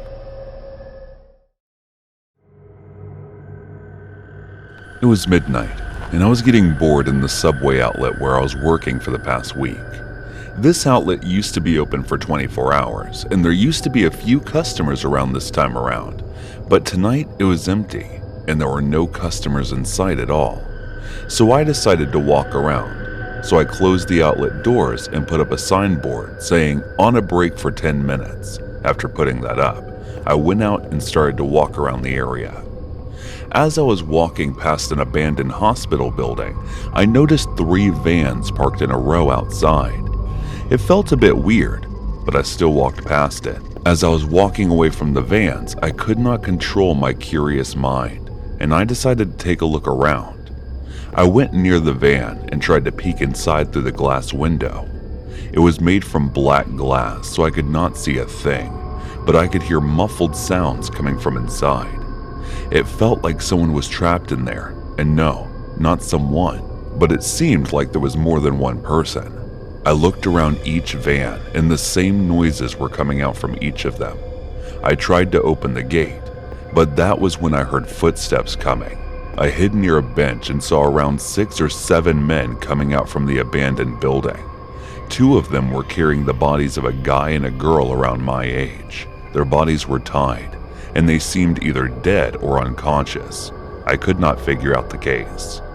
That was when I felt one of them looking in the direction of the bench I was hiding behind and started to walk forward.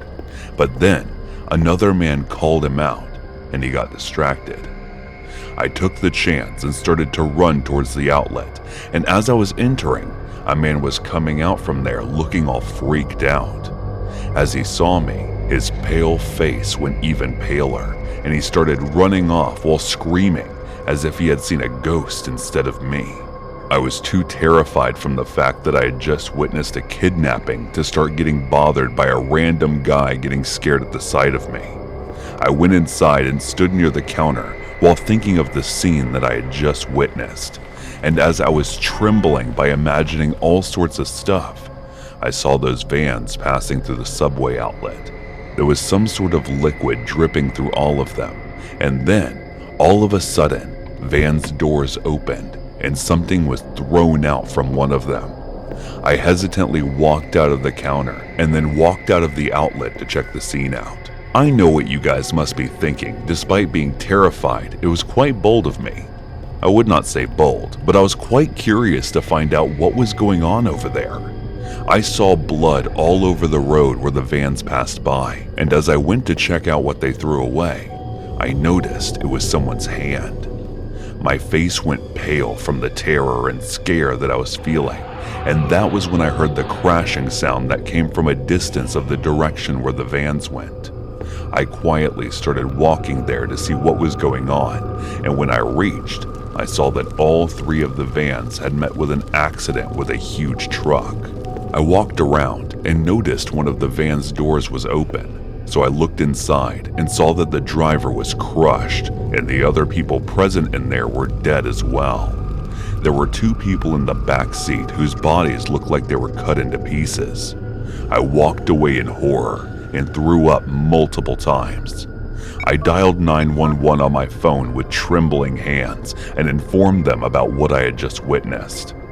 After that, I could not feel my legs as they had become numb from the sickening feeling and fear.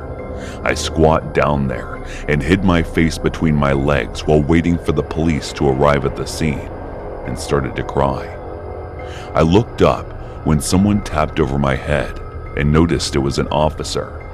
He looked annoyed while asking me, "Where are the vans and where's the truck? What accident did you witness that we cannot see?" I was looking at him as if he was speaking gibberish and then turned around to where the accident happened, only to see that there was absolutely nothing around. I started to panic and told them about everything from the abandoned hospital to the accident, and his response through that surprised me even more. "Did you recently read about the past accident as well?" he asked me, while I kept telling him to follow me to see the blood in the hand that was near the subway. But instead of following me, he said to his fellow officer, "It's been the 3rd same report this month. What is happening with the people these days? Can't they handle a little old news?" After saying that, they left. While I kept looking at them in a daze, I immediately ran back and was shocked to see that there was absolutely nothing on the road. As I was walking back to the subway outlet, I could not stop thinking about the weird things that had been happening since the day I started working in this outlet. I was starting to think that I was going mad. The next day, I asked around about the incident and found out that this accident happened a year ago when some people had kidnapped 3 teenagers and were doing some nasty shit with them. But miraculously, they all died in an accident altogether, as if someone purposefully killed them to punish them. After that, I was working all disturbed. The man got scared at my sight last night and came looking all pale and nervous. He looked at me with a weird and scared look on his face, and then came closer. He gave me a description of a man and asked if that man worked there. I denied it, because I had never seen someone like that working there. His face went even paler as I confirmed the guy not working there. That was when it clicked what may have happened. I had heard about weird incidents happening around this area, but never believed it. But today, I could not deny them since 2 incidents had happened on the same night. I left the town the very next day, went to my hometown, and decided to never return to this cursed place.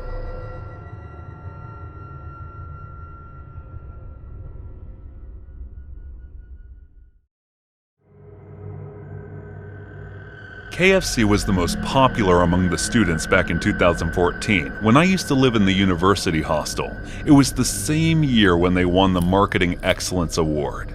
The chicken used to taste great, and since the outing to university was only allowed on weekends, students used to flock to the outlet just to get a taste of KFC's chicken. But these days, it tastes awful. I'm not trying to offend those who still love KFC and savor the new flavors along with it. I'm just stating my own opinion. It's just that I hate the new greasy taste. I don't know if it's just the greasiness that makes my stomach upset just by thinking of it now, or the combination of spices they use that gives such a bad taste to it. I've heard from some people that they don't use the same method to fry the chickens anymore. Like back in the day, they used to fry their chicken in lard using the Colonel's 11 herbs and spices. But now they fry in vegetable oil with a lesser amount of herbs and spices to only making a valid claim that they do use it, but it's no longer the same. Well, I don't know about all these 11 spices and herbs, it just tastes like grease to me. And whenever I hate it, I just feel awful for the next few hours. For someone who used to love KFC to the point that every weekend was named Fried Chicken Weekend, to get to the point that despising even the name of the place has its own unique story. Between graduating from college, getting the internship, and then landing a job, I couldn't even catch when the love for those good old fried chicken got lost. Skipping breakfast and having my lunch and dinner in the company's cafeteria became a habit to me, just like all the other employees working there. Sometimes we used to get busy to the point we didn't even have the chance to eat our meals, so having food from KFC was out of the question. It was until one day when the manager of our team went out of character and offered to treat us outside the cafeteria for once. That was also because his wife finally gave birth to a son after 3 daughters. I suggested the nearest outlet the moment he asked for my opinion, and strangely, he took us there. He was being way too generous when he announced that we could order whatever we wanted as it was going to be paid from his wallet. Everyone ordered whatever they wanted to their heart's content, whereas I only ordered a combo bucket of hot chicken wings and boneless strips. The way he was flinching looking at the bill, I could tell he was having second thoughts. But then the manager didn't order for himself and decided to share from others as there was too much as it was. I saw that the dips they were using have been changing by now, but the moment I took a bite of the first piece, I could tell the difference in taste from when I used to devour these things like hungry wolves. Thinking that the taste might seem different because I haven't had them in quite a long time, I somehow managed to eat the first one and picked up a second piece to eat. But as I was eating the second, I could feel the grease gathering on the top part of my mouth, and it was unbearable to finish the rest of it. I looked over at the others, and as some of them were eating as if it was the best thing they've ever had after working on a hungry stomach all day, some were having the same reaction as me. but they still chose to finish what they ordered because compared to the almost inedible food we were consuming from the cafeteria, this was still far better. The manager glared at me in warning for picking on my food after spending so much money on it, so I tried to forcefully stuff the remaining chicken pieces and managed to finish them. But that didn't last long, as I started to get sick to my stomach almost immediately and had to rush to the bathroom to throw everything up. Unfortunately, my humiliation had been decided the moment I ate those damn chickens, so before I could even pass up the customer area and get to the restroom, I felt an ache in my stomach, along with a spin in my head causing me to spill my dinner right on the floor.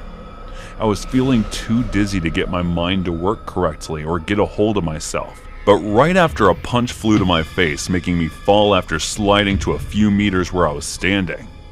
As I was trying to fight this uneasy feeling in my chest, I got that someone had become the victim of a humiliation along with me and decided to take it out on me. That was when I again felt the familiar sensation of nausea returning, and I started being sick to my stomach.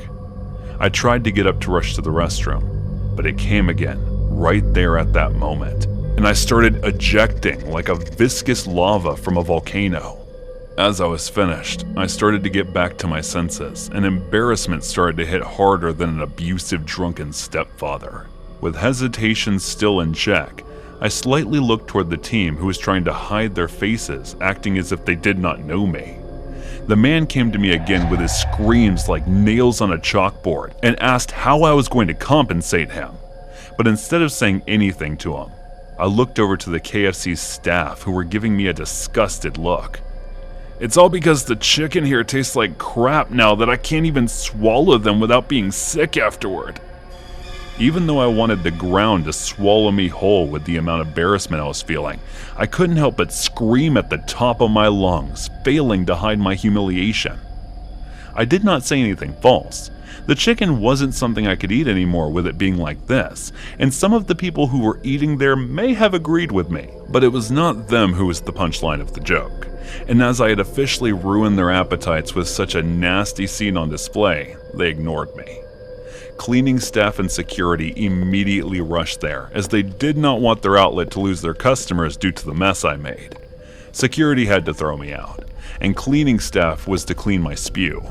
The rest of the customers, including my team, came out of the outlet right after me, and I could feel them giving me a look of disdain, which was even worse.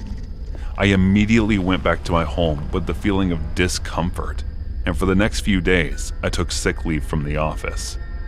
Not going to lie, I did think of resigning from my position several times in those past few days, but that would mean I did something wrong when there was no fault of mine in whatever happened. Even thinking of KFC makes me feel sick to my stomach again, and as today's the last day of my leave, I'm still thinking about how I'm going to face them in their scorn. We have always been the kind of guys that would hang around in Hooters. Since it was becoming too monotonous for us, we decided to make a change from our regular place and switch to another place. Many suggested Tilted Kilt Eatery, but we were not really into the steaks they served. But then we decided that Bombshells had to be another place we hang out at, and we decided to visit the nearest Bombshell. It was a nice place, and the servers, they were prettier than the Hooters we were in and more voluptuous and erotic. We appreciated the physical beauty of women. We were not the kind of guys that hid the fact that some women are pure goddesses when it came to the physicality of how they looked. It wasn't anything creepy, but it was something that people didn't really understand until we explained it to them, and it was so easy for people to get offended by the way we looked at them. But it was different than people would really think the way we perceived them. We headed out to this Bombshell in LA, and the girls there were like the angels of the Los Angeles. We ordered our steak and stuff, and it was Veronica that brought us our food. She had dark hairs and a really curvy figure. She had a birthmark on the right side of her cleavage that looked like a heart, and when she walked, people went into this euphoric daze just seeing her walk. I remember being hypnotized by her eyes and the fragrance she used. It wasn't something ordinary. It wasn't your boring Chanel or Claire de la Lune. It was something a mystic would potion in Middle East.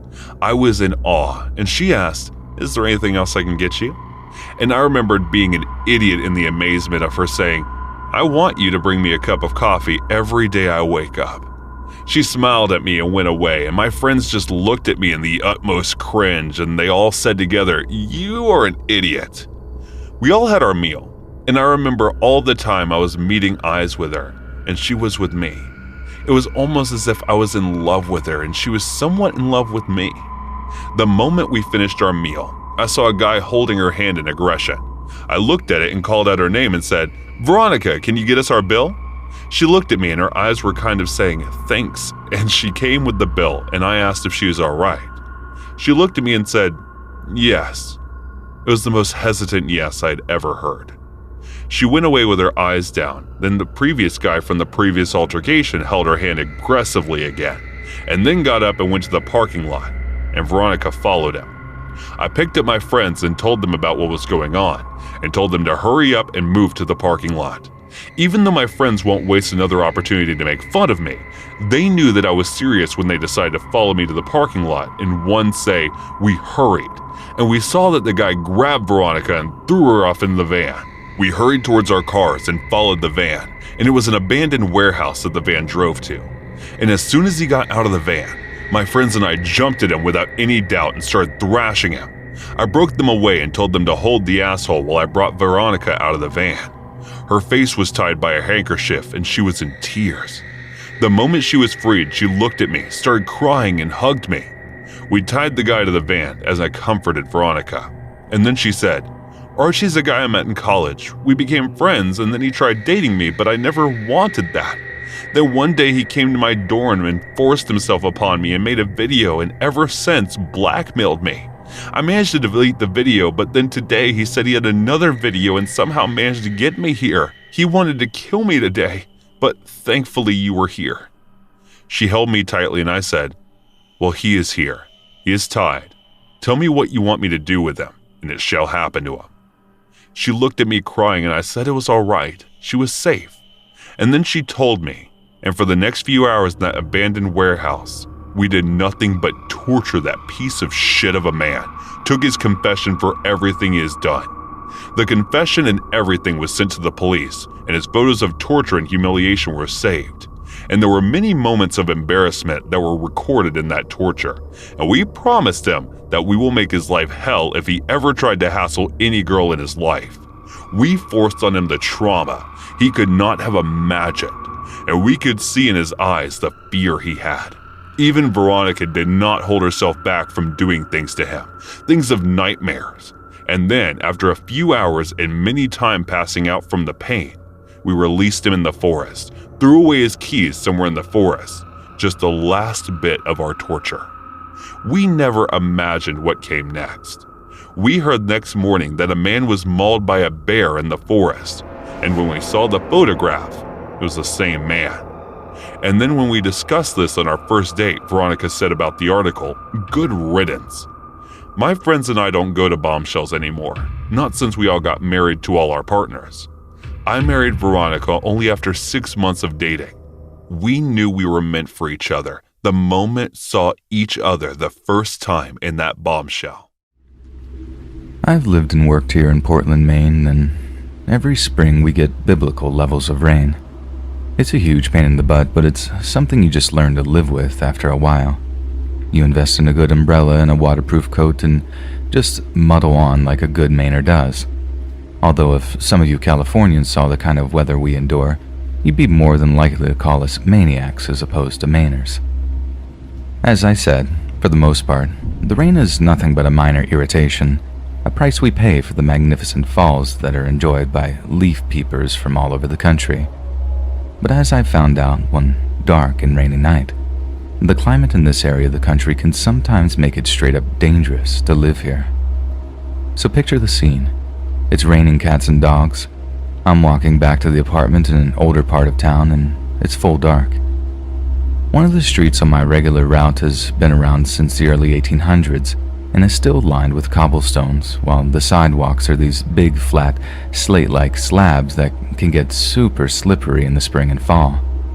I'm pretty sure it's because of a special kind of algae or moss that grows on them, making them really slimy, but I'm not a biologist, so don't quote me on that. All I know is it can be like a freaking ice rink at certain times of the year, but on one occasion it was more of a death trap than an ice rink. I'd already gotten an idea of how slippery it was as I was walking, but as I got a text that I assumed was from my boss, hopefully regarding the raise I've been probing for, the light from my phone must have thrown my vision off and, in turn, my footing. Because one minute I'm just walking along minding my own business, and then next, I'm lying on the sidewalk with the wind knocked out of me, as the ground beneath me just up and disappeared or something. The first thought that registers through my brain is all sorts of expletives that I can't repeat here, and as I try to find my feet again. Only I can't. My left foot just doesn't seem to do what I want it to, and when I look, it's flopping around in this way that makes my stomach churn. That's when the pain starts to throb through my leg, and in seconds, it's like my entire body is just racked with agony. Every time I move, this shooting pain just zaps up my calf and thigh, and I begin to realize I've suffered either a serious break or a very serious sprain.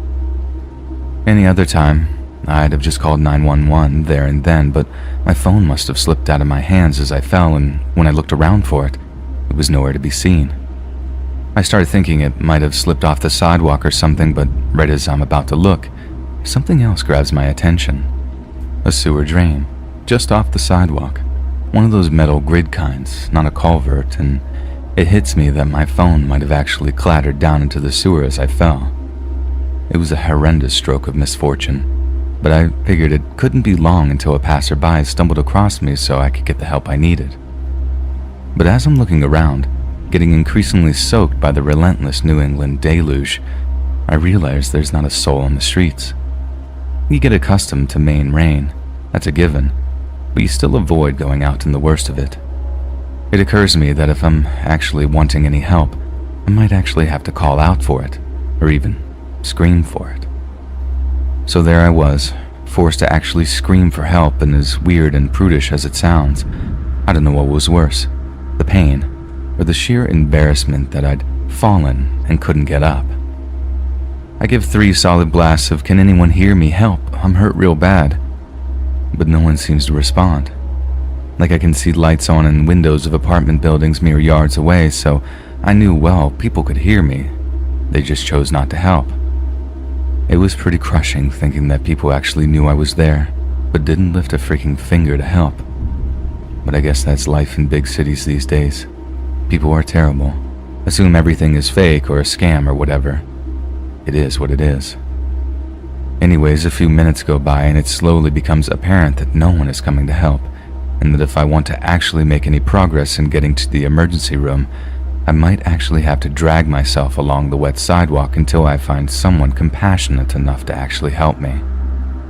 But just before I'm forced to undergo such an indignity, I suddenly see the silhouette of a person appear in a streetlight, and I start calling out to my shadowy potential savior. Now, you'd think if you saw a girl lying in the street calling out for help with obvious pain in her voice, you'd at least change your pace to get over to her a little faster.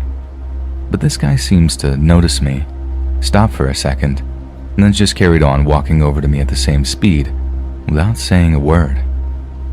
It was a weird feeling having that overwhelming relief turn into absolute dread in just a few moments.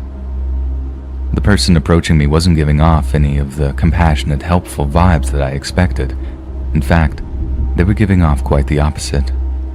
They didn't say a thing in response when I was all like, Sir, I think I've broken my ankle. Can you please call 911? Just stayed completely silent. Seconds later, I'm looking up at this guy, rain splashing my eyes, and with his hood up I can barely make out any of his facial features. "What happened to you?" he asked, seemingly barely concerned at all. It was also like he hadn't been paying any attention at all when I actually told him what the issue was. Like, at the risk of sounding ungrateful, I totally spelled it out for this guy, and to have him reply with, "Huh, what?" was as frustrating as it was unnerving. I tell him all over again, but skip the backstory in favor of just begging him to call 911. He barely moves, or rather he made 0 attempts to get his cell phone out to make the call. Instead, he just towers over me, silently staring at me like I was some kind of animal curiosity. I dropped my phone. Can you see it anywhere?" I remember asking him. At that moment, he did actually start looking around for it, which momentarily restored a little of my hope that he actually wanted to help. But in hindsight, I don't think he'd have handed it over if he'd found it. Because his next move, one which I mistook for him trying to help me up, was to basically start patting me down for valuables before he just went and grabbed my purse off me. I was stunned to silence as he rifled through its contents, helping himself to a few loose bills. I couldn't believe anyone could be so callous, even in a big city like Portland. I was disappointed, angry, and in pain, but I wasn't outright scared until the guy took out my photo ID that I used for work, stared at it for a moment, and then slid it into his pocket. Because that's when I realized that he wasn't doing this just for monetary gain. He wasn't so much of a thief or an opportunist as he was an outright predator. And the thought of what he was going to do next completely terrified me. He didn't walk away with the money and my ID. He just carried on standing over me, staring, probably delighted at how helpless I was, how he could do whatever he liked to me, and there wasn't a soul around to stop him. A 38-year-old woman, and I felt like crying, like a little girl. I begged him not to hurt me, to just leave with the money he'd taken. I think he just got off on that, but what else was there to do? I was in no position to fight back. Best I could hope for was to hit him with my keys if he tried to, take things further. Then right as I'm reaching for them, lying there, discarded on the sidewalk, I hear one of the sweetest sounds I'd ever heard in my life. Excuse me, is everything all right? It was a guy's voice, polite but aggressive, accusatory. Someone had finally emerged from one of the nearby apartment buildings, and at that, the hooded guy starts walking off, just as chill as ever. Hey, I'm talking to you. The guy says before looking back at me, then calling back inside for, I'm guessing, his wife and someone to call the cops. He then rushes out to ask if I'm okay, which triggers the biggest wave of ugly crying as I just point to my messed up ankle in between shakes of my head. Cut to a few hours later, I'm laid up in the hospital with a broken ankle, high as a kite on the best stuff the Blue Cross can buy. I gave a statement to the cops, had a little cry with my mom when she came to visit, then went about informing all my coworkers that I wouldn't be seeing them for a few months. I got some small amount of closure when I heard the guy was arrested for petty theft. Apparently he had a history of drug addiction and mental illness, and had committed a handful of opportunistic robberies over the last few years. As a result, this last strike was going to send him back to jail for a few years. Something I take a great deal of comfort in. Have you ever jumped from the roof of a 2-story building? It hurts, especially when you're unable to pull off a proper landing. I had to do this once in order to save my own life. Let me take you back to when I was 18 to 19 years old. I'm 26 now. My boyfriend at the time was extremely abusive, but being scared, naive, and believing that he loved me and would change, I stayed with him. We had several problems. We abused substances together, which was one of the reasons why I believed we really loved each other. Just the drugs were making us act a way we never had before towards each other. We had trust issues, we were desperately codependent, were on and off constantly, and he had a problem with not being able to keep his hands to himself in his fits of rage. I was very depressed. My family and friends didn't want anything to do with me for obvious reasons, but he made it seem like I couldn't have friends anyway or even talk to anyone without his knowledge. He would check my phone when I slept. He would interrogate me. When I had a job, I worked in a place that had horrible phone reception. If I didn't return his text fast enough, or if the text didn't add up because of the reception and the fact that he wouldn't receive my text in order, he accused me of texting someone else I was cheating on him with and would threaten me. He would insult me, tell me he knew I would never leave him because I wouldn't be able to get anyone better than him. He called me stupid, ugly, all sorts of terrible names. I never even cheated on him. He would lie to me about sleeping with other women just to hurt me and see me cry. Then he would physically abuse me. slapped, choked to the point that I thought he was going to knock me out or worse. The worst one of all, however, was this one time we were hanging out at a park, partaking in things we probably shouldn't have in public. I won't go into too much detail because I'm afraid of him seeing this, and I've been scared for years that he would find me. I literally have nightmares about him finding out where I live and showing up at my house. I wake up drenched in sweat, and I'm actually sweating typing this right now. So we're at the park, and for some reason to this day I still can't fathom why, he starts hurting himself right in front of me. I freak out and tell him I'm going to call an ambulance for his own safety, and he just takes off running. About 10 minutes later, a police car and paramedic shows up, and he's nowhere to be found.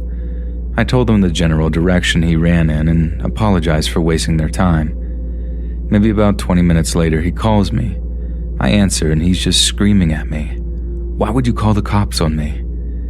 I apologized profusely, trying to explain through my tears that I was deeply concerned for his safety and that I hadn't actually called the police, that I had called an ambulance and didn't know the police would also show up. I'm crying, begging him to tell me where he is. He says he's on the roof of a building and gives me cross streets to his location.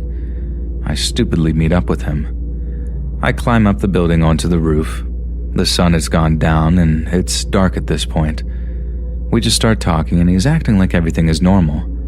I can't remember what we're actually talking about, but I remember thinking how nice it was to actually just have a conversation with him without yelling insults or accusations. Then, all of a sudden, he pounces on me. I'm on my back and his knees are digging into my shoulders, holding my arms down. His eyes look crazy and soulless. Then he starts slapping me in the face. I later find out that one particular slap was so hard he gave me a black eye. He's screaming at me. I can't remember what all he said, but I know he was calling me names, accusing me of things I never did. Then he starts punching my legs and telling me that he's gonna have his way with me. My back is hurting from the stucco roof and it's bleeding through my shirt. I think he choked me too, but I can't remember. I seriously thought that I was about to die. Then I had finally went into survival mode. I'm sobbing and pleading with him. "If you really love me, why are you doing this? I never even did anything to you. If you truly love me, you'll just stop. Please." As soon as I say this, it's like flipping a switch. His eyes and demeanor change, and he gets off of me. He starts apologizing, and as soon as he turns his back, I jump off the roof.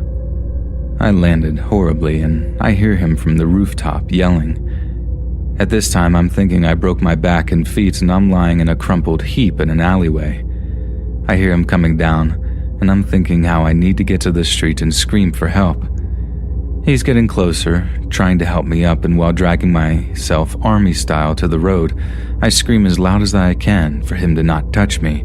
"You just tried to kill me." I see a man on the sidewalk across the street. I yell to him to please help and call the police. I'm guessing he did. I think I kind of blacked out at this point, but I remember seeing my ex run off with my purse in his hands.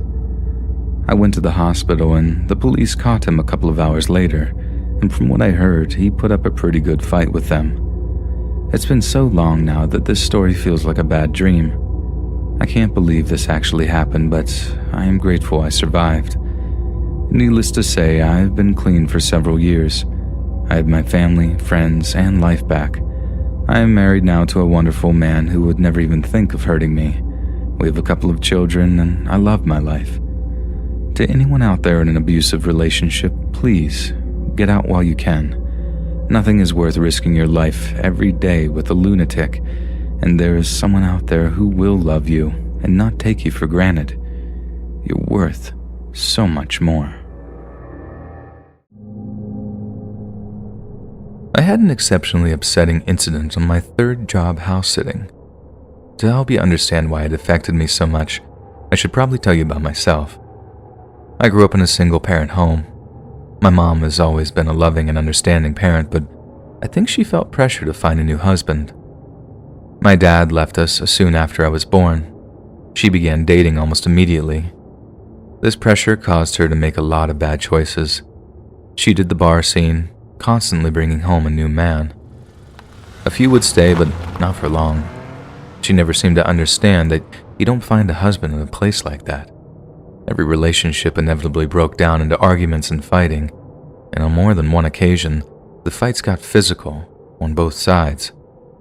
My mom's love of wine did a lot to inflame tensions. And because of this constant state of chaos, I became a people pleaser and hated confrontation. It's the big reason behind my panic attacks. I've worked a lot on my assertiveness, but I sometimes fall back into my old habits. My story starts in 2015. I was bouncing from job to job. I've been having a hard time finding something in my degree field. A friend had recently become a house sitter and made it sound fun. She made it sound like a permanent vacation, and I desperately needed one of those. She gave me a quick course on the ins and outs of the job and helped me land my first client. I was a ball of nerves, but I got through it. The second client went much smoother. It would be the third that would make me think twice about doing this long term. It was now mid-2016. I answered an ad asking for someone to sit a house a few hours away. This would be my first long-distance gig, and I didn't want to mess it up. I made a list of questions and showed them to my friend. She suggested a few changes, and I called the number. The homeowner and I made an appointment for me to view the property. I quickly made arrangements and drove up to meet him. He was a businessman, needing to leave town on short notice. My job would be to accept packages and mail, but most importantly, look after his dog. The dog's name was Bart. He was a St. Bernard mix, and when we first met, he didn't appear very interested in anything. He sniffed me once and returned to his bed. It all seemed simple enough. I asked a few questions, and at the end of the appointment, we both decided that I'd be perfect for the job. I checked into my hotel for the night and returned the following morning. My stay would be for 3 full nights, and I was looking forward to relaxing and maybe even playing with Bart. That afternoon, I tried to do just that. Bart wasn't interested, though. Instead, we lounged together on the patio. It was a beautiful sunny day. The slow, cool breeze in the shade made it feel like paradise. The home's slightly remote location allowed for a wonderfully peaceful environment. I felt calmer than I had in a very long time. Bart and I took a brief nap before going back inside for dinner. I ordered a pizza and cheesy bread. Afterwards, I opened a pint of ice cream I bought for such an occasion and parked my butt in front of the television. Bart was proving to be just as easy to handle as I'd hoped. He joined me on the couch and we watched a movie on Netflix. We had completed a little less than half of it before the doorbell began ringing. This wasn't your normal ringing, however. The person was pushing the button over and over again. It was now well after 5 p.m. and I wasn't aware of anyone visiting that late. I did briefly consider not answering it, but the incessant ringing made me think someone may need help. The woman I encountered on the opposite side of the door had very aggressive body language. I didn't say one word before she tore into me. She demanded to speak to the homeowner. I told her he was out of town on business. It didn't seem wise to let her know when he was to return. She didn't appear to believe me. As she spoke, she grew louder and became visibly angrier. I could feel myself getting increasingly nervous, and I did all I could to convince her. Then, she began cursing at me, calling me all these things and terrible words I'd rather not repeat here. She had convinced herself that I was the homeowner's new girlfriend. I hadn't noticed until just then, but Bart had walked up behind me. As he became more enraged, he grew more aggressive. The scene quickly became a cacophony of yelling and barking. I could feel a panic attack was on the way. I was completely overwhelmed by all of it. Bart's booming bark echoed through the hallway. It looked like he would attack her at any moment. And things would only get worse from here. I'm not sure what I said, but it set the woman off, and she lunged at me. Bart reacted by lunging at her. By some miracle, I was able to get the door closed before anyone was hurt. After that, Bart calmed down a bit. He backed away a few feet and sat down, but his eyes stayed glued to the door. I slid down the door and commenced to suffering one of the worst panic attacks I've ever experienced. The woman continued screaming and pounding on the door, and I was sure that I was dying. To his credit, Bart stayed where he was and did nothing. And minutes passed and I was able to get enough control of myself to call the police. The operator did a fantastic job of talking me down. The police arrived and I made it clear that she attempted to assault me. The officers were understanding and took the woman away with them. I'm not sure if he was formally arrested, however. I was still very shaken. I was a heartbeat away from running back home. In any matter, I had to notify the homeowner of what had happened. He was extremely apologetic and begged me not to leave, but against my better judgment, I agreed to stay. Like I said, I tend toward being a people pleaser. Admittedly, leaving Bart alone after he tried to protect me would have been cruel. We finally agreed that my fee would be doubled. It did feel like extortion, and I knew it may affect my reputation, but I'd already decided this would be my last sitting job, so I accepted. I'd need all the money I could get until I found a new job anyway. The next 2 nights were calm and quiet. Bart stayed by my side the entire time. It made leaving that much harder. The homeowner and I had a brief conversation the morning he returned. He was still very apologetic and explained what may have caused the situation. He and the crazy woman had been dating, but he ended it because of her suspicious and controlling behavior. I didn't inquire any further, and I got the impression he was very embarrassed by her. I'd already been paid, so nothing was keeping me around any longer, except for Bart. I bent down and gave my hero a big hug and kiss on the nose. I could already feel the tears welling up. I didn't want to make a scene of myself, so I said goodbye and jogged away to my car. That was the worst and the last of my brief career in house sitting, and I'll miss it for a second, and as for Bart, that's a completely different story. So it was the middle of the night to 1999. I was probably around 6 or 7. My brothers and I shared a room in our little duplex home. Just so everyone knows, even though these duplexes are old, I've lived in a few, and my family and I have never experienced anything paranormal in one before. So this is the only real time I've ever experienced anything that scared me like this. I woke up in the middle of the night sometime. I've always had trouble sleeping. So for me, it was just another normal tossing and turning session late at night. Or at least, that was what I thought. As I lay in bed trying to get comfortable, I suddenly hear a child crying. This did not alarm me at first because, like I said, I shared a room with my 2 brothers. They're younger than me, and at times I would have to remind them that it was just a bad dream when they would wake up. But it looked down to the bottom bunk to check on them, and they were both sound asleep. I looked towards the hallway to see if there was a light coming from the living room. Nothing. Everyone in the house was asleep. Now it was scared. The voice was that of a child. The child's voice suddenly spoke through its tears. "Let me, please." This scared me beyond all recognition at this point. It sounded like it was right there in the room with us. No one was making a sound. It was just a voice of a scared child, begging through tears to let me in, please. And it went on for hours.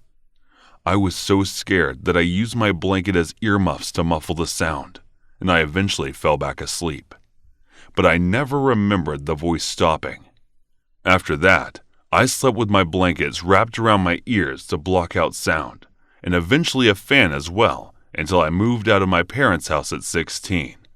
So I'm not sure if anyone else has experienced anything similar, or if anyone has their own theories. But I'm willing to hear them on the comments, because this was the scariest moment in my entire life.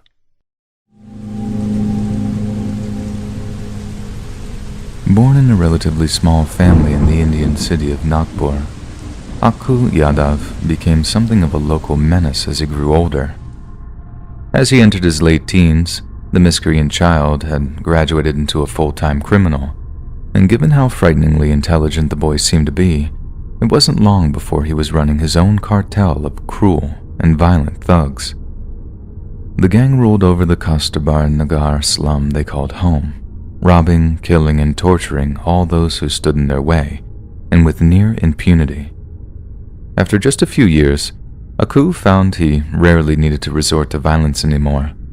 The atmosphere of fear he and his underlings had cultivated meant he'd made most of his money from simple extortion, and he made weekly rounds to collect protection money that each small business owed him.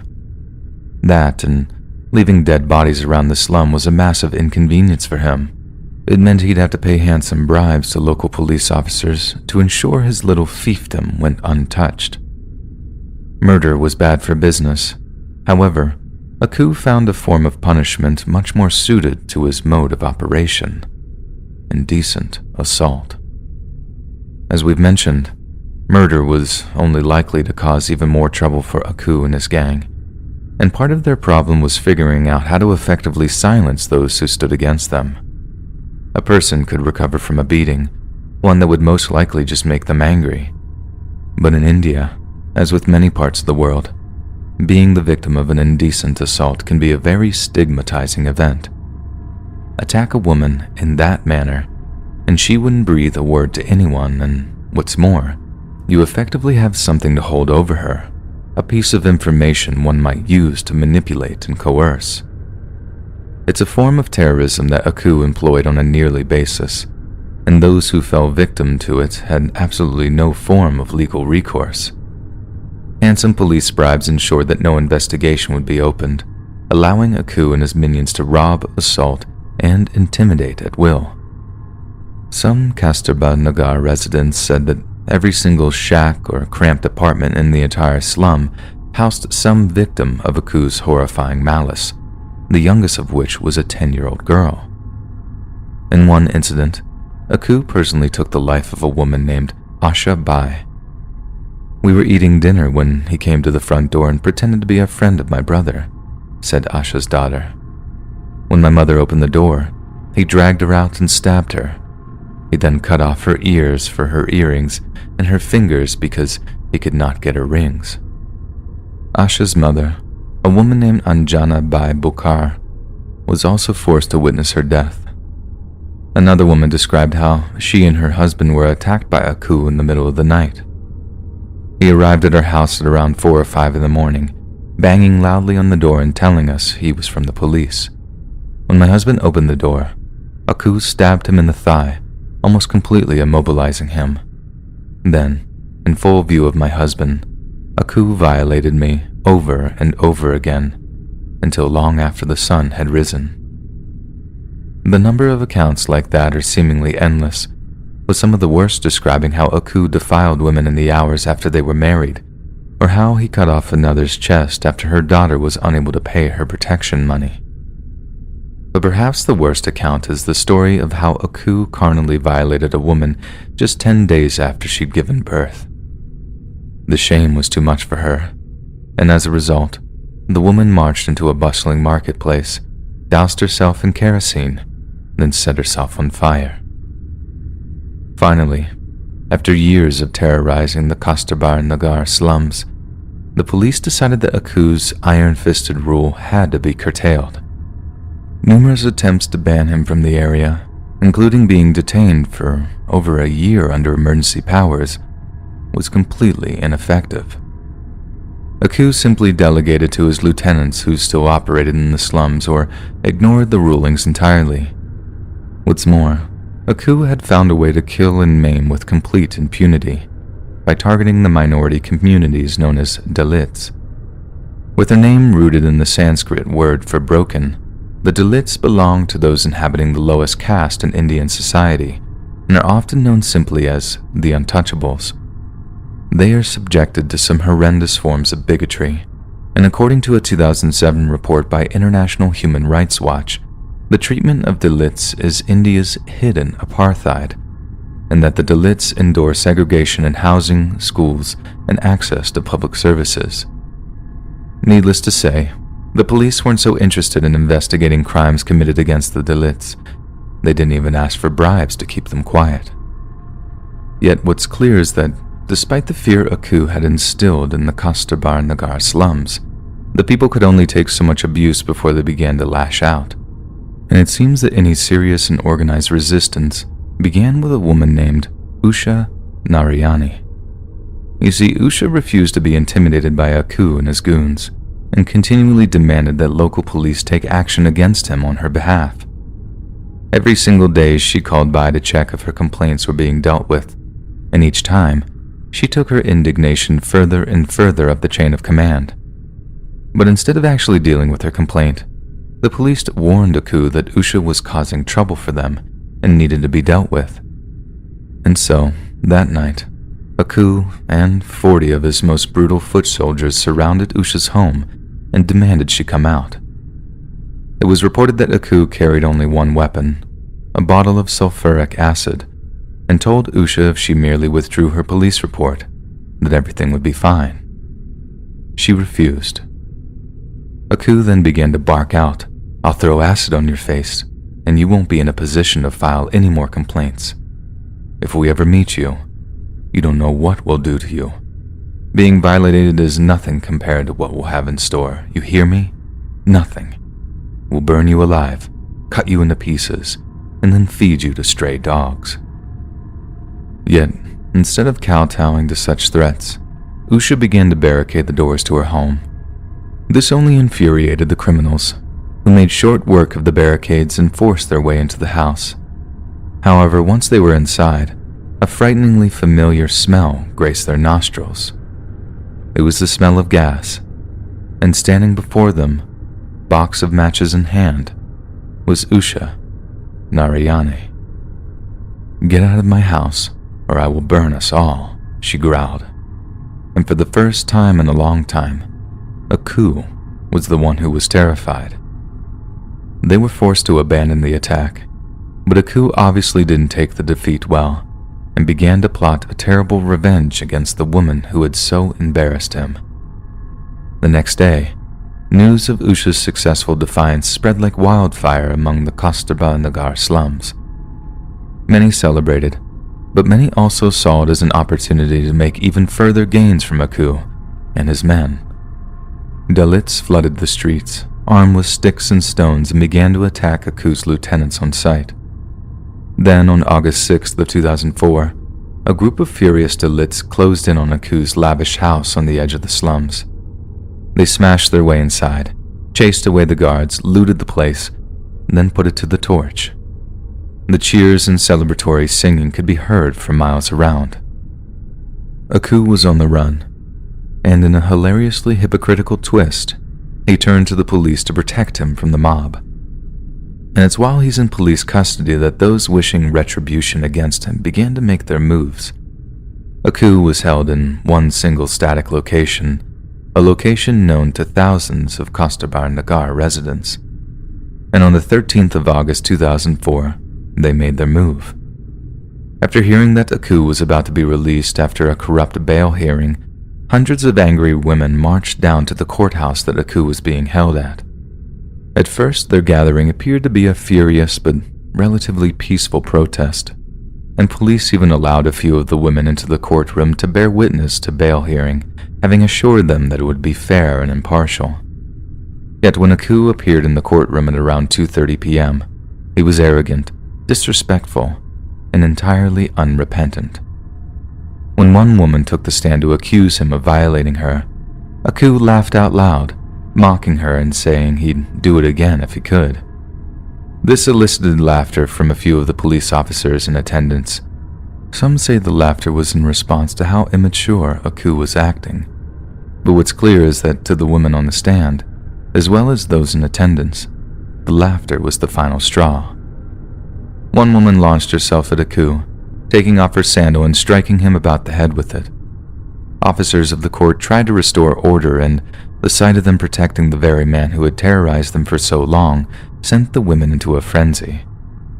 Yet what followed wasn't outright chaos, so much as orchestrated chaos. The women of Kasturba Nagar hadn't just shown up that day on a whim.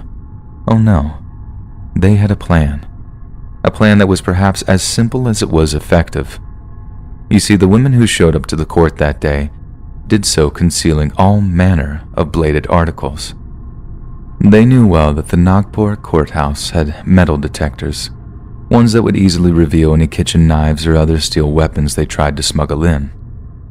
To get around that, the women of Kasturba Nagar had conspired to start something of a cottage industry, one focused solely on the production of what we might call prison shanks. They made knives out of plastic, out of wood, out of glass, and when they ran out of material, they made knives out of sharpened pieces of rock.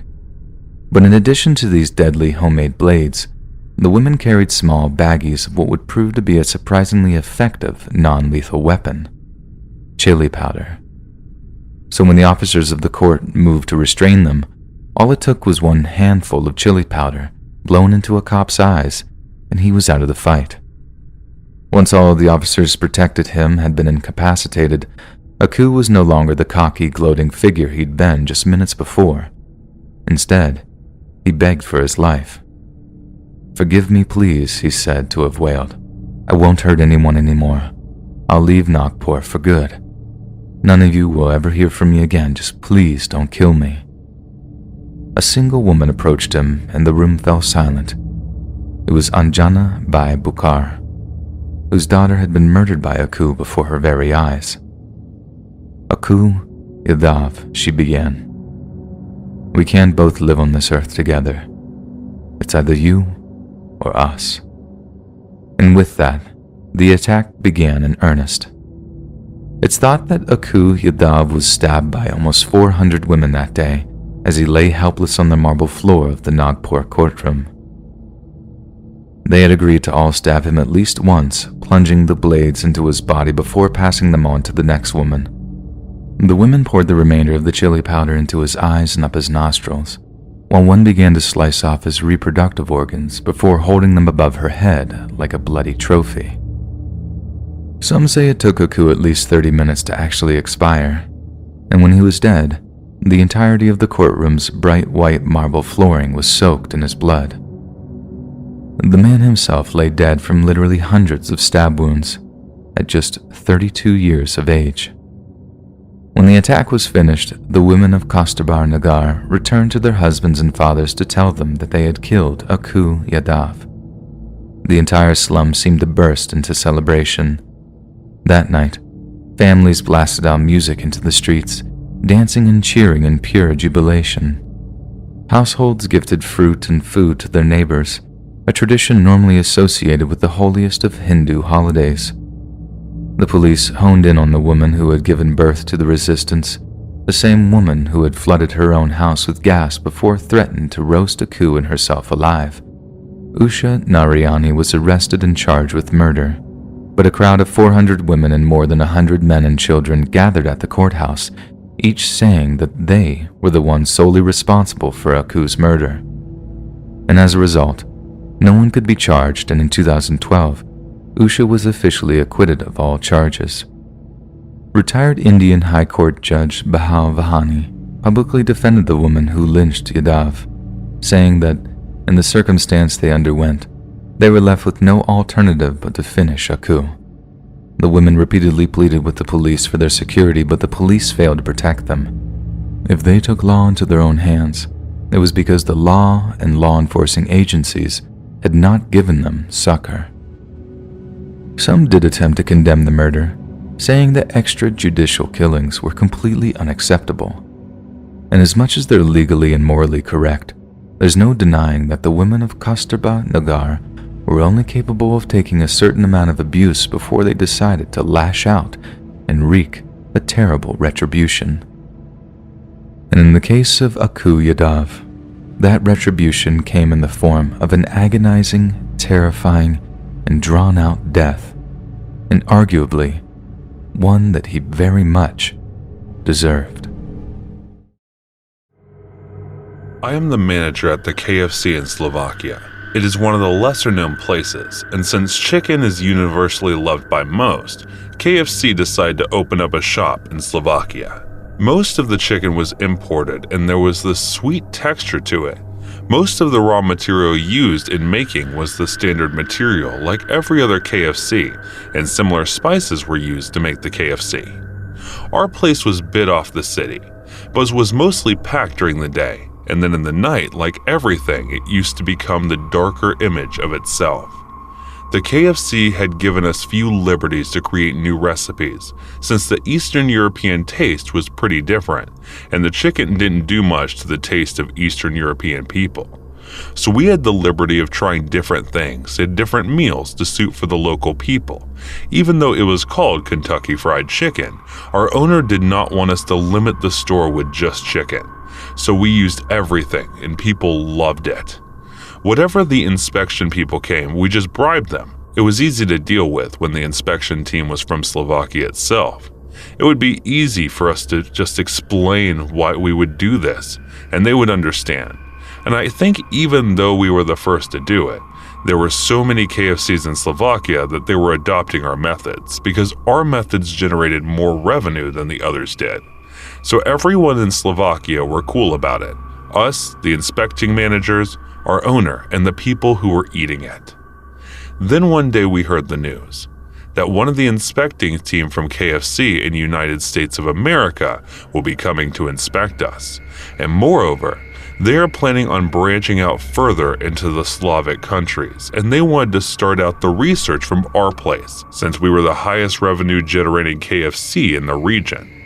We were informed that they will be arriving on the Monday, so the following Sunday, we had all our surprise of the different meats we were using to make the fried chicken. Even though we called it chicken, we rarely fried chicken there. We just used the alphabet of the meat we were serving so people would know.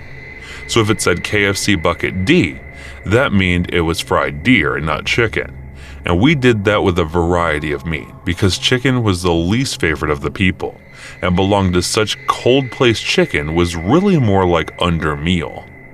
The following Sunday, we cleared out everything and changed the menu and got rid of anything that made us unusual than other KFCs.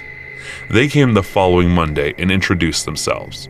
They were wearing their corporate suits and looked as straight as they can be and started inspecting the place carefully. They were looking at things that making sure that all of them were according to the US KFC standard, which I personally thought was stupid. Knowing what taste Slovakian people like, it was pretty sure that KFC would not even sell a single piece here if it was just the chicken. And they were measuring things and pointing out the slightest of blunders, if they were in the photos that were displayed, or how the furniture was assembled, or how the things were visible in the kitchen in distance. We were just trying to not let them enter the kitchen. They were seated, and they ordered the chicken. And as we served them, they really liked it. It was the bland KFC chicken, and they liked it.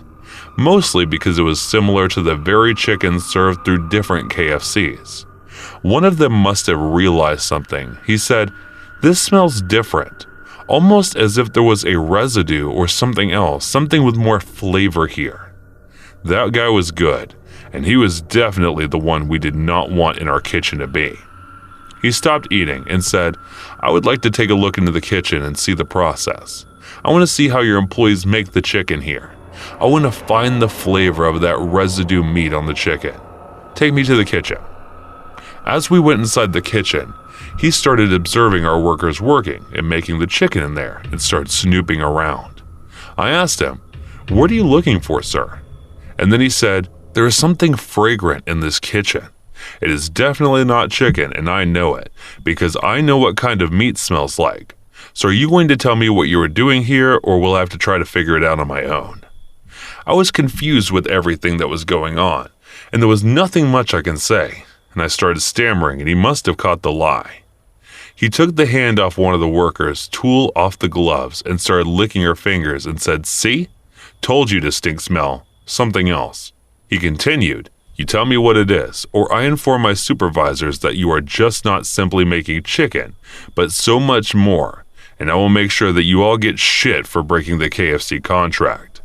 And in that state of panic, I punched him right in the face, and he was out cold.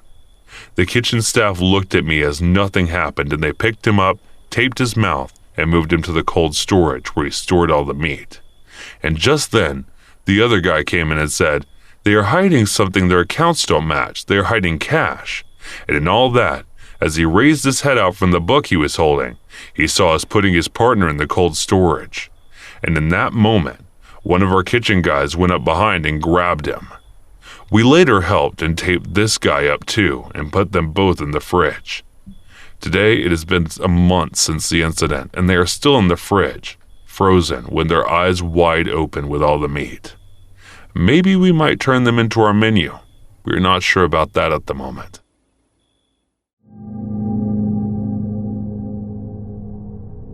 Back in the spring of 2018, I was living in a cramped Brooklyn apartment with my best friend in the entire world.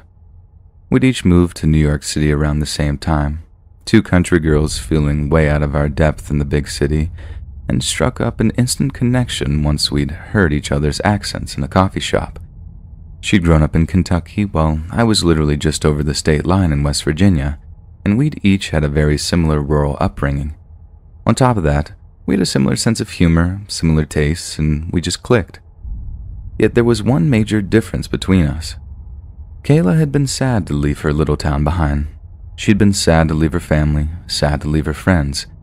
The Big Apple was calling her all right, but she still pined for home.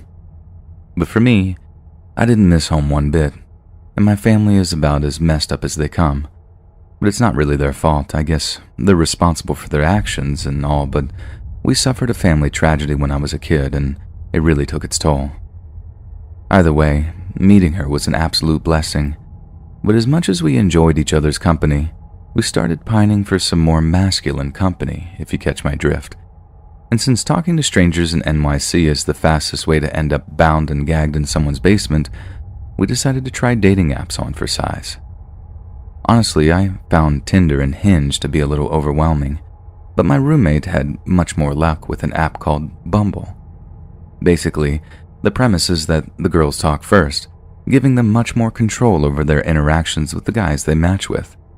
So, it was little surprise that she landed a very promising-looking guy before I did. He was handsome, well-read, and he was also from the South, but he'd said he'd moved around an awful lot during his childhood, so he didn't consider himself from any one particular place. All in all, he sounded like a nice guy, and after a few dates, my roommate brought him back to our apartment on a night that I happened to be awake.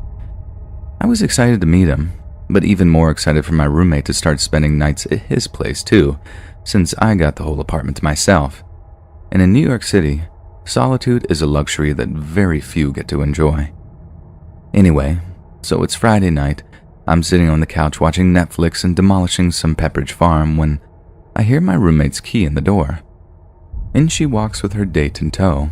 We make some introductions and a casual but friendly conversation begins. Only the more we talk, the more I realize there's something oddly familiar about my roommate's Bumble date. And unfortunately, this is where my story needs to take a little tangent. See, my 10-year-old brother was murdered, and his killer was someone our whole family knew. I was just 6 years old when Mom and Dad took me over to stay with my grandpa. They told me it would just be one night, and 3 days later, they finally showed up again to tell me that Ryan wouldn't be coming home, and that he'd have gone to live in heaven with Grandma. I'd already suffered through the loss of my grandmother, but at that age, I think death was still a very abstract concept to me. I didn't grasp the permanence of it, or even what it really meant. It sucked that I couldn't see Gam Gam anymore, but at the same time, it just felt like she and Ryan were in the next room over. Not gone, just not visible. I was sad about it, don't get me wrong, but I don't think it really affected me until much later on, when I actually learned about the circumstances surrounding Ryan's death. I don't remember exactly when I learned about it, but I know it made me really angry and sad to think that the reason I couldn't see Ryan anymore was because someone had hurt him. It made it even worse that the person that had hurt him was supposed to be one of his friends.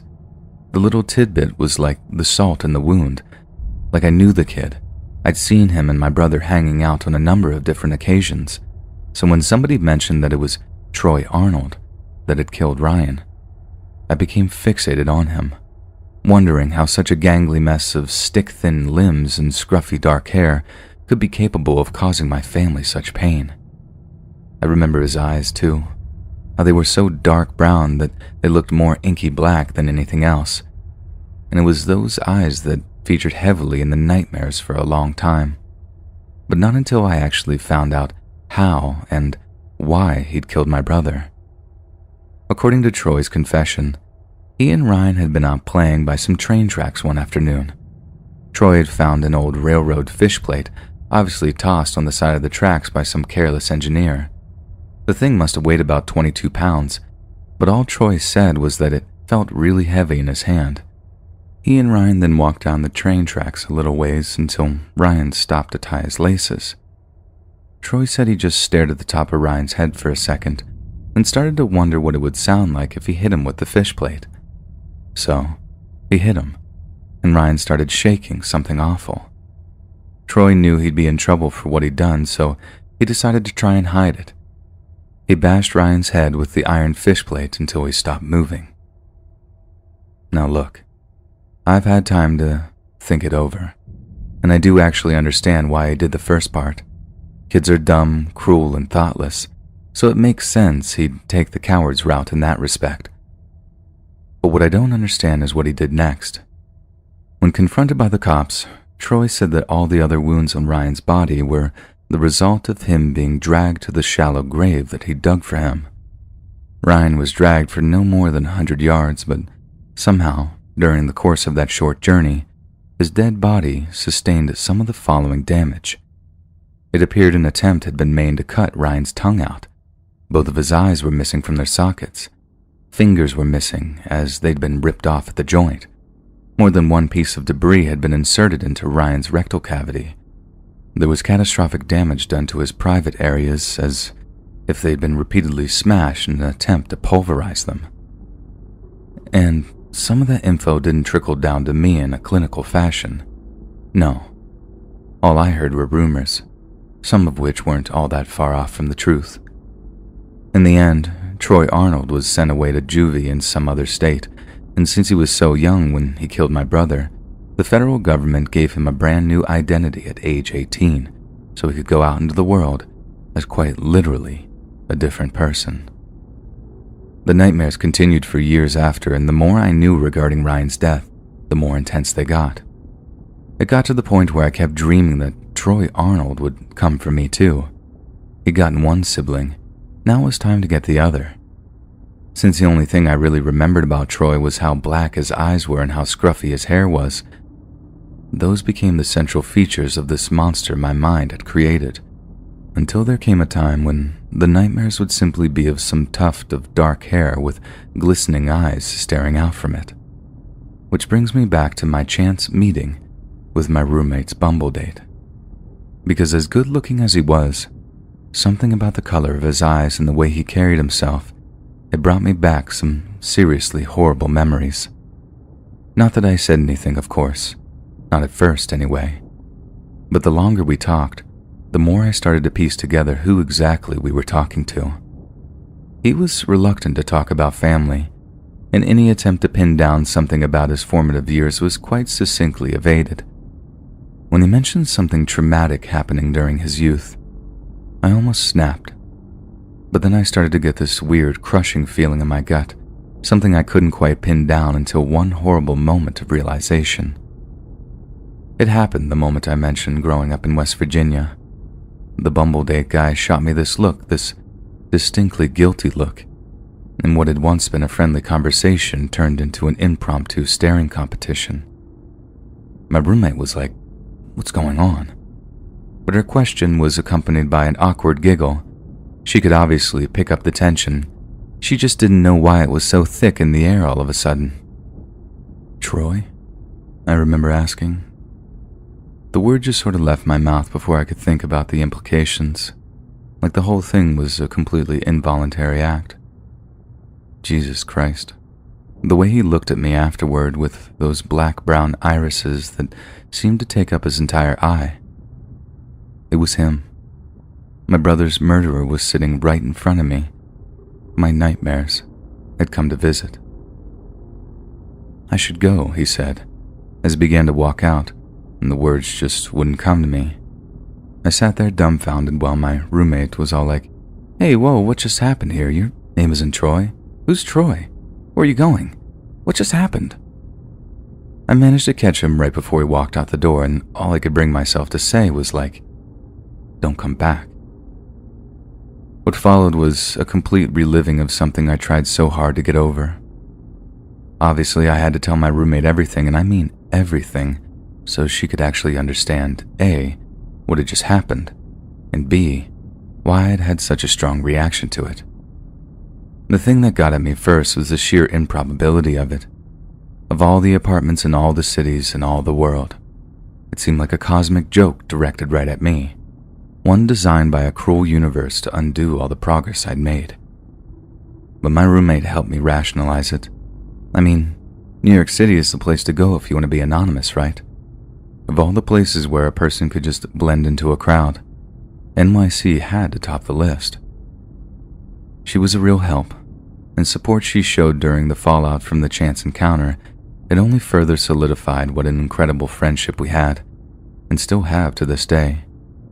And if there's one takeaway from the whole online dating thing to be taken from this, is that you never know who you're talking to. They could give you some story about how they're the second coming of Christ, but it's all just a ruse, all just an attempt to scrub the blood from their hands. Blood that will always be there, no matter how much they try to be rid of it. Phoenix Luna grew up in Tokyo's Tochigi Prefecture. He had a difficult upbringing and at one point was forced to live in a youth institution when his father abandoned his family and his mother could not afford to raise him. After graduating middle school, he gained work in the construction industry, but after a few years quit due to personal issues and ended up homeless on the streets of Tokyo. At just 20 years old, he was penniless and impoverished, but being young and good-looking, he managed to find work as a bar host at a joint called Fusion by Youth. For those that don't know, Tokyo's Kabukicho district is home to a number of bars and clubs known as Hatsuto Karubu. These are places where female customers pay for male company, who are known as bar hosts. Male hosts pour drinks for their clients and will often engage in flirtatious conversations. These conversations are generally lighthearted, and hosts tend to have a variety of entertainment skills, ranging from simple magic tricks to the ability to tell engaging stories. A host's age usually ranges from 18 to 27, and they will often take a stage name, usually taken from a favorite manga, film, or historical figure that describes their character or persona, hence why the young man in question is known here as Phoenix Luna, and not by his birth name, which he has kept a closely guarded secret. Men who become hosts are often those who either cannot find a white-collar job or are enticed by the prospect of high earnings through commission. It was these prospects that attracted Luna to the hosting scene, and the job saved him from a life of homelessness and destitution. But it was through his work as a bar host that Luna met a person that would change his life forever, a 21-year-old woman named Yuka Takaoka. Yuka was employed as the manager of a so-called girls' bar, the female equivalent of the kind of place Luna worked at. She worked long hours and found it very difficult to meet men she was actually attracted to, and found herself frequenting host bars since they revolved around a concept she understood all too well. This was how she met Luna, and upon meeting him in October of 2018, she was instantly smitten. Over the next 7 months, she cultivated a kind of relationship with him and became one of his regular customers. Luna made her feel special, often telling her that he liked her and that he wished to be with her. Hosts are generally forbidden from socializing with their clients outside of working hours, but Luna made an exception for Yuka. They often met at Yuka's 5th floor apartment in Shinjuku Ward, where they shared food and watched movies, and after a few months of doing so, Yuka asked Luna if he would like to pursue an exclusive relationship with her. Luna replied that he would, but was taken aback when one of her conditions for doing so was that he quit hosting and find a regular job. She was adamant that he would have to stop flirting with other women, whether that be in a professional capacity or otherwise. This was something Luna could not adhere to. He enjoyed his work and considered his fellow hosts as a kind of surrogate family. Reluctantly, he was forced to decline Yuka's offer, but told her they could continue to see each other if that was something she wanted. Yuka was heartbroken. She adored Luna and became increasingly depressed as a result of his rejection. This depression morphed into jealousy and thoughts of taking her own life, and eventually, Yuka hatched a plan for the pair to be together forever. On May the 23rd, 2019, Yuka asked Luna to meet her at her apartment to assist with some cleaning work. They agreed to meet at around noon, but due to work commitments, Luna was delayed by around 3 hours. By the time he arrived, he was exhausted and told Yuka that he would like to take a nap before they commenced the cleaning work. Luna took a quick bath and then climbed into bed with Yuka, where he fell asleep in her arms. He awoke a short time later with an intense pain in his stomach. At first, Luna thought he was suffering from stomach cramps after eating bad food, but But when he looked down, he saw the bed sheets were soaked with blood. That's when he saw a large kitchen knife buried into his gut, turning to see Yuka standing over him, her eyes wide with feverish anger. Coursing with adrenaline, Luna leapt from the bed and ran from the apartment to escape his obsessive attacker and to seek medical help. But Yuka gave chase. Luna managed to fight her off as they reached the building's elevator, but had lost so much blood by the time he reached the lobby that he collapsed to the floor and passed out. But before he lost consciousness, Luna saw Yuka kneeling over his body. "Please don't kill me," he begged. "I like you." Yuka smiled, and the world went black. Police soon received a call that a man had been stabbed in an apartment complex in Shinjuku. They arrived shortly afterward to find the unconscious Luna with Yuka sitting by his body, covered in his blood and smoking a cigarette. A photograph was taken of this scene, which quickly circulated online, a photograph that is still remarkably easy to obtain via Google image searches. Yuka was quickly arrested, putting up no resistance, and showed absolutely no remorse for her actions. In fact, there is another photograph of Yuka that was taken while she was sitting in the back of the police car after she'd been arrested. A huge, excited smile is etched across her face, which is extremely disturbing given that she had recently almost disemboweled someone she claimed to love so much. When police questioned her motives for the crime, Yuka told them, "Since I loved him so much, I just couldn't help it. I was sad and seeking to die and thought how I would like to go about it," she said. "I thought I would kill him because I thought that was how I could be with him. I thought that expressions such as 'I like you' and 'I'd like to be with you' would become a reality if we both die. I did not want to go anywhere, so I sat down at the outside staircase. I didn't call emergency services because I intended to end my own life after watching him die from the stabbing." In the aftermath of the stabbing, social media users all over the world fixated over her behavior, especially those with an interest in the Japanese concept of Yandere, a name used to describe obsessive, jealous female lovers. Those with an interest in the phenomenon shared Yuka's Instagram account, one where she posted images of her dressed as various anime characters, which attracted all kinds of unsavory male attention from those who idolized her good looks and painfully overlooked her murderous psychopathology. Some even said she was too beautiful to be an attempted murder suspect. Luna had lost so much blood in the incident that it took him 5 whole days to regain consciousness in a nearby hospital. Doctors have him a mere 1 in 5 chance at recovery when he had first arrived, but somehow he had beaten the odds and pulled through after a series of surgeries to repair the catastrophic damage done to his internal organs. At first, I had no voice, so speaking was not possible, and I was bedridden, so I couldn't walk alone for a while, Luna said in a statement to journalists. I also couldn't eat after the incident, and I got quite thin. When I thought back to when I was stabbed and considered what I'd do in the future, I was unable to sleep due to anxiety and fear, and for that I received counseling. Yet bizarrely, despite his near-death experience at the hands of Yuka, Luna stated that he did not hold any ill feeling toward her. I do not hold a grudge. I think there's a reason for her to stab me. It was also thanks to her that I was able to achieve the sales that I did in less than a year since I'd become a host. The incident also had one unexpected result. After Luna arrived at the hospital, police sought to locate one of his blood relatives. I met my older brother and older sister for the first time in 5 years, he said. I'll be very happy to stay in touch with them in the future. I think we can agree that the result is a heartwarming, wholesome end to a frankly terrifying ordeal, and that Luna had showed an extraordinary amount of bravery to return to his job as a bar host. But surely, it is only a matter of time before another girl develops an obsession with him, and we can only hope that it doesn't end in the same terrifying, bloody way.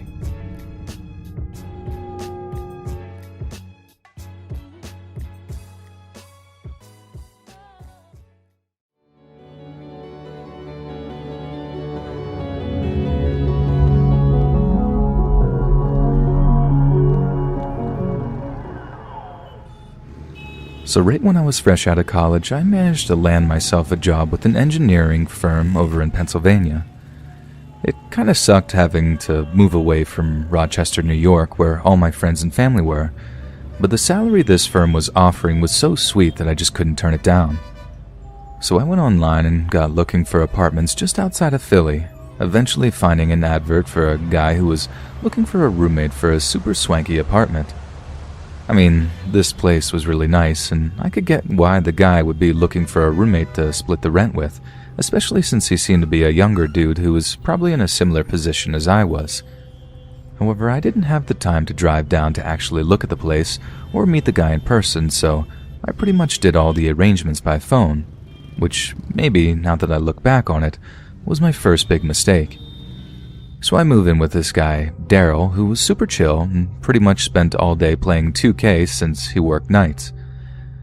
I figured that he must have had a pretty high-paying job, and since he had this huge flat-screen TV, lots of expensive clothes, a nice car, the works, really. We didn't talk all that much, since we were on such different schedules, but eventually, when I asked him exactly what it is that he did for a living, he gave some super vague answer about having some kind of accountancy job. And no matter how much I pressed him for details, he always gave some wishy-washy answer until he got tired of the questions and changed the subject. Like a lot of you reading this, I started to suspect that Daryl wasn't quite telling the truth about what he did for a living. Like not once did I see him wearing anything like a shirt and tie. All his clothes were super upmarket, sure, but they were all super casual. He also had a lot of visitors in the evenings before we left for work. At first, I figured they were just friends of his, but there were a handful he didn't seem all that close with. And every time they stopped by to see him, at some point they just scuffle off into Daryl's bedroom for a while, talking in hushed tones before the visitor eventually left. I knew something was going on, but as embarrassing as it is, back then I was pretty naive. Besides that, I really didn't think it was any of my business. The last thing I wanted to do was upset my new roommate and screw away such a sweet living arrangement. So, this one Saturday, I'm in the local 7-Eleven just like a block away from the apartment, when this dude comes up to me as I'm looking at coffee and asks me if I'm the guy who lives with Daryl.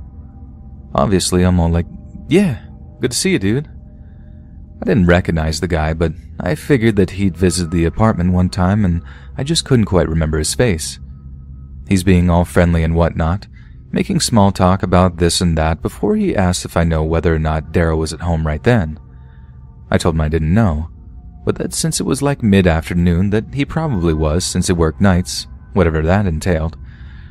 The guy's all like, okay, cool, I might stop by and say hi. And all this stuff, then makes some excuses and leaves the store. I pick up a few things and head back to the apartment, half expecting to see the guy from the 7-Eleven when I walk through the door. Only he's not there, and when I tell Daryl about how I saw one of his buddies in the store, he has no idea who I'm talking about. Even when I describe the guy in quite vivid detail, he has absolutely zero clue who I'm referring to. He starts reeling off names, asking if it was Deshaun or Robbie or Angelo, and it's then that I sort of realize that the guy haven't given me a name at all, which is weird, right? I mean, I thought it was. You think the dude would have been like, tell him such and such said hi, or at least something like that. I didn't really think anything of it at the time, but Daryl seemed just a little too freaked out by the encounter for my liking, and in the moments after I told him, he marches off into his bedroom and stays there for the rest of the evening, talking to someone, I'm guessing on the phone, in those same hushed tones that I was used to hearing. A few days after this, I'm walking back up towards the 7-Eleven to grab some milk for coffee when I see the same dude that hadn't given his name parked up at the side of the road.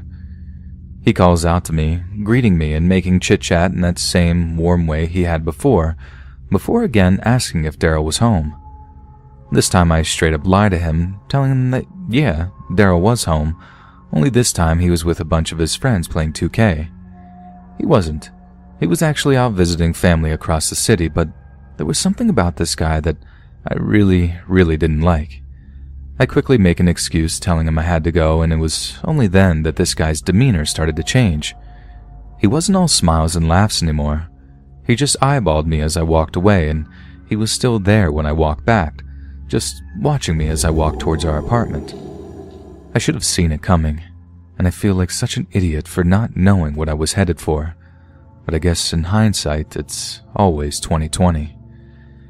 Because a couple of nights later, I was just about to catch some sleep when Daryl finally comes home from work.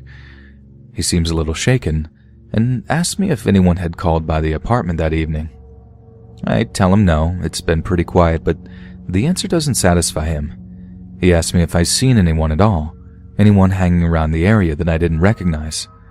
I'd already told him about the second encounter that I'd had with the 7-Eleven guy, and this time it had creeped him out even more. He asked if I'd seen that same guy at any point that evening, and I told him no, that I hadn't seen him since that weekday evening. I turned the whole thing around and asked him why he was so nervous about this, if anything had happened at work that evening, but he was his usual cagey self. He just retreated to his bedroom where he apparently went straight to sleep, which is exactly what I did too. Next thing I know, I'm waking up to this loud banging on the front door to our apartment. I had pretty much knew exactly what the deal was. Daryl had gone out to make a call, as he sometimes did at this time of night, and had left his keys in the apartment. This had happened a handful of times before, and I was honestly getting really sick of being woken up by it.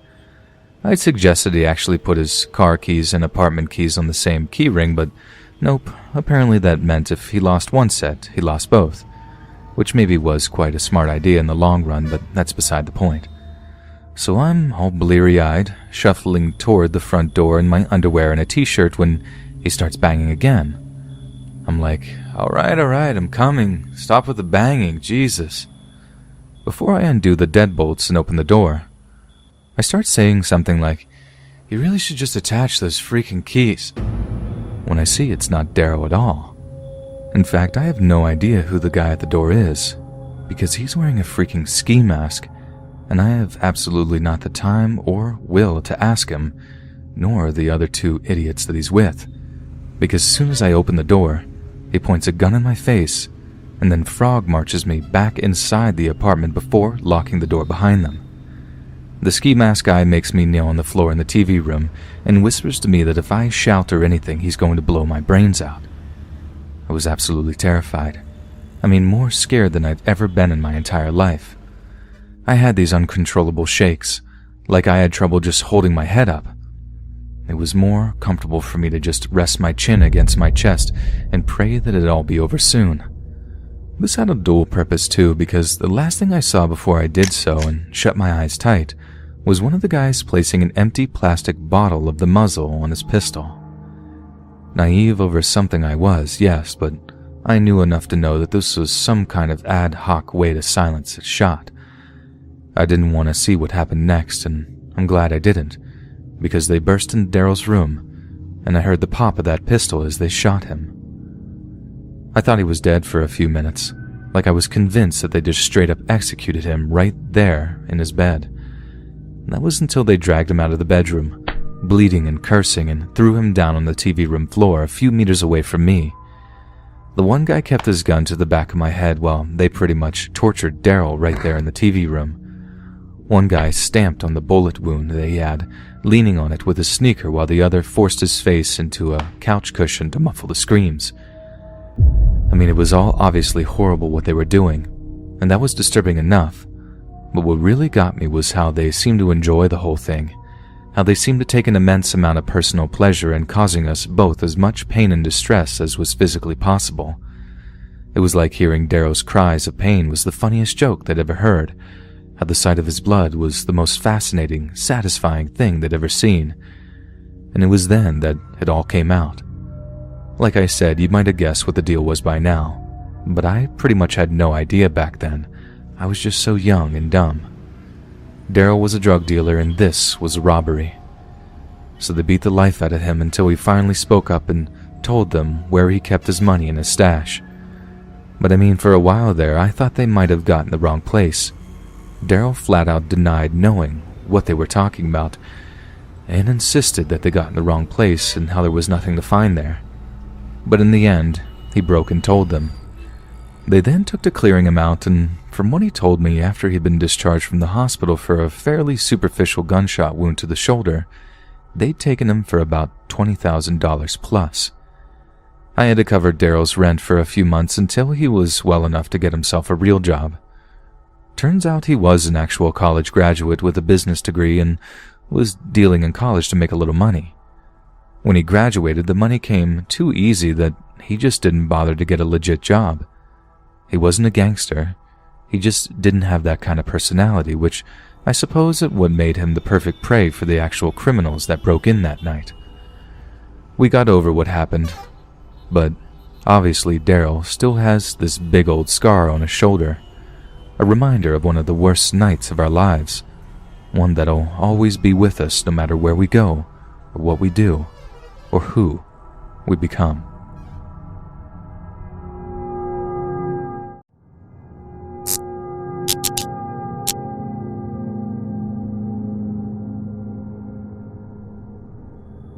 I was 19 years old at the time.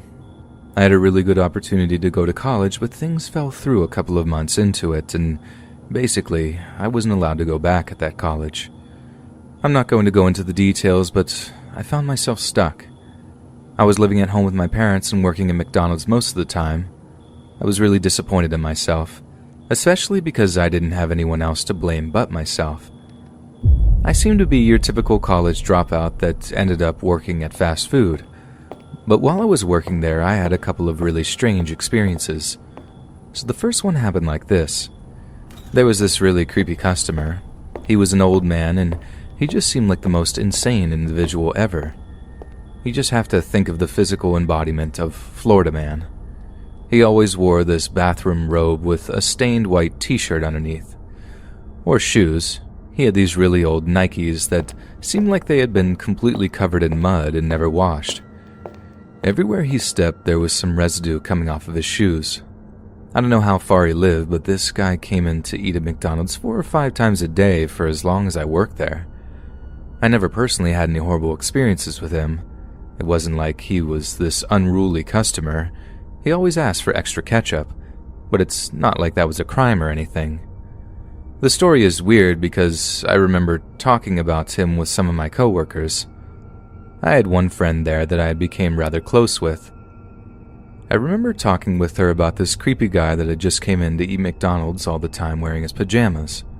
When you work with the public, there are so many people and faces that you see all the time, and none of them mean anything. It's just another customer. But when you have someone like this, it almost makes the job a little bit more bearable. As weird as that might sound, a little bit more consistency to the job. Plus, making jokes about someone like that was kind of fun. But there was one day when the jokes weren't funny anymore, because he stopped coming in. They couldn't find out why either. I mean, when you see someone multiple times a day, every day for months on end, you get a little surprised when they stop showing up. It all just seemed, I don't know, unusual. I remember talking to my friend about it. Neither of us could imagine why he stopped. I remember getting a phone call at 2 a.m. that night, though. I guess my friend had gotten curious and looked around online. She's a bit of an insomniac. I guess he had been arrested on multiple drug charges. She had found a picture of him in the public database for our county's police department. In the mugshot, he was wearing that exact same bathrobe that we always saw him wearing. That was interesting. Really weird to think that someone I saw and interacted with multiple times a day was an actual dealer. But I guess that was that. My other experience working at McDonald's was really bad. Not going to lie to you, it really freaks me out and really made me question humanity. So it happened like this, right? I was working the graveyard shift. It must have been around 12 a.m. and we didn't have any customers. We already cleaned all the machines as much as we could, and there really wasn't anything to do. We lived in a smaller community, so there weren't too many people coming in to eat at such a late hour. We had a few here and there, but we were mostly just sitting around, particularly slow this night. I remember going over to check the garbage cans for the other side of the store. Occasionally we would forget to empty that garbage pail. It was directly behind a booth and out of sight from the area we normally worked in. I remember going over there and there were 2 big bags of garbage that needed to be taken out. They were too heavy to take out at the same time, so I did what any sane person would do. I carried one out at a time. I remember bringing the first one. I threw it into the dumpster and I remember hurting my back a little when I did it. I went for a little bit of a theatrical throw and really felt it there. I went back into the store to get the second bag of garbage, and I made my way outside. I got about 10 feet away from the dumpster when I saw something that shocked me. I dropped the bag of garbage. I couldn't believe my eyes. There was a mutilated puppy. Its entire snout had been cut off. I wasn't sure if it was alive or not. It wasn't moving or anything. I took a step closer to try to see a little bit more, and I just felt my heart drop into my stomach. It was the most horrifying thing I'd ever seen in person. It was definitely dead. It wasn't leaning up against the dumpster, and it was just a horrifying thing to see. I ran back inside and asked my coworkers what we should do. We decided to call the police, but they didn't really help much. We were really freaked out at who could have possibly done this and why they would put the puppy there of all places. And the part that still freaks me out is that whoever had done this had been waiting for me to go back inside of the building, and in the few seconds before I came back out, put it right next to the dumpster. I figured they must have been watching me. Didn't know what else to think about it though. Our McDonald's didn't have an outside camera other than the drive-thru, so there was no hope of trying to identify the person that did this. But it still makes me sick to my stomach to think what that person could be like. I've worked as a mall Santa for the past few Christmases now. I'm only 33, but thanks to my complete lack of exercise routine, I definitely have the figure for it. And once I have the beard and the wig and hat combo going, there's basically no telling the difference between me and a 60-year-old dude. Mall Santa work can be tough for a few different reasons. Number one, the hours are really long, and the pay can be really terrible depending on which model you manage to get employed by. Number two, the kids can be little monsters, and their parents can be just as terrible on occasion too. But the reason I'm actually considering skipping the entire thing this year and having something of a budget Christmas is that you get some seriously disturbing things happening from time to time. I mean, the kinds of things that keep you up at night, even after a long, exhausting shift. However, the worst thing that's ever happened to me as a mall Santa was actually nothing to do with kids. Parents are terrible, paying hours, and I'm sure you'll see why after I tell you the story. So every year, usually when the mall is required is during weekday mornings, we get specially organized visits from special needs kids or adults with learning disabilities who were bussed in from the surrounding areas. Pretty much every other mall Santa I've spoken to about this agrees that it can be one of the most rewarding parts of the job, and that the adults with learning difficulties are often even more excited about the prospect of meeting Santa. And some of the kids are literally the only downside is that some of them are so heavy that my thighs hurt after having like 50 in a row sit on my lap. But other than that, it's honestly one of the best parts of the job. Last year, I'm in the middle of one of the special sessions when I get this girl coming up and sitting on my lap. I say girl, but she was legitimately a grown woman looking like she was in her mid-30s or something. But she had a mental age of about 9 or 10. All smiles and giggles, way shy about meeting Santa again. It was cute as all get out. But the interaction was not so cute, and turned that way pretty fast. So, like I said, she's all giggles and smiles as she comes up to sit on my lap, and I give her the usual spiel asking her name, how old she is, if she's excited for Christmas, and all that stuff. Then when it comes to asking her what she wants me to bring her on Christmas Eve, she starts thinking about it, and smiling at first, before she suddenly gets super serious with a touch of sadness. I'm asking her if she's okay, what the problem is, and she's like shaking her head, acting like she doesn't want to tell me anything. I take the time and explaining that no matter what she asks for, I'll try my very, very best to bring it to her.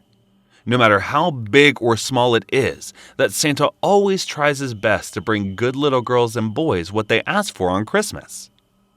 She takes a moment. Then the exchange goes a little something like this. You mean it, Santa? He can get me anything I want for Christmas. Anything. Anything you want. Just tell me and I'll do my best. Okay. Well, at this point, she lowers her voice to a whisper and leans into my ear. I want my boyfriend to stop hitting me. Can you make that happen? Was sort of dumbstruck for a second. Like all of the things I thought she was going to ask, that would most definitely not have topped the list. I remember just nodding at first, trying to find the words and being like, go make that happen for you. Sure, no problem. She was so happy to hear that I'd fix it for her and gave me the biggest hug I think I'd ever received while working as a mall Santa. I had to put on a huge smile. And of all the times I've had to fake being jolly and merry, that time with her was the hardest. But I just felt numb, like completely broken by what I'd heard. And I just tried my best to get through the rest of the session without bursting into tears. I remember all these thoughts rushing through my head, terrifying ideas of institutional abuse. She said boyfriend, and that made it extra creepy. Like, sure, it could have been just another guy in her care group or something. Another adult with learning difficulties who she'd hooked up with somehow.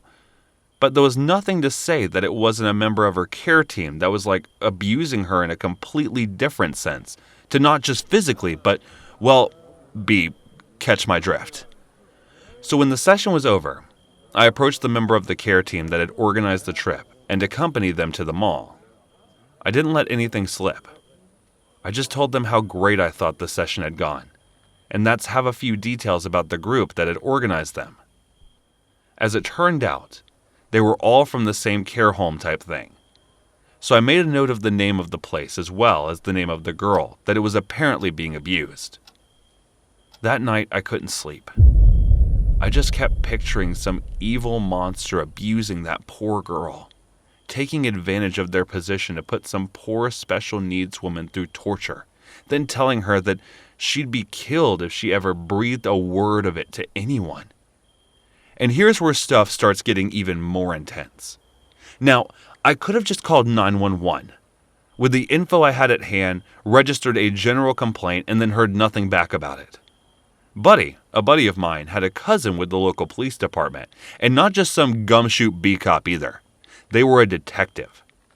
It took some convincing, but I convinced my buddy to pass along their cell phone number so I could get in touch with the dude personally.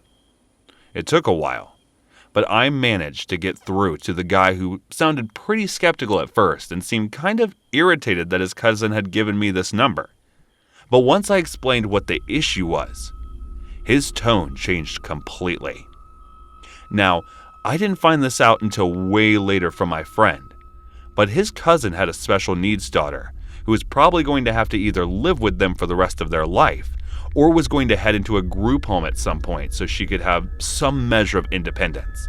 So when I explained the situation with the special needs girl I met as a mall Santa, it obviously hit the guy right in the feels as the topic was so close to home. The detective tells me that he'll look into it. Thanks for letting him know. I get him to promise to tell me if anything comes up, and he says yes, and we hang up. And that was the last I heard of it for like a month. Then, maybe 5 or 6 weeks, I'd almost forgotten about the whole thing.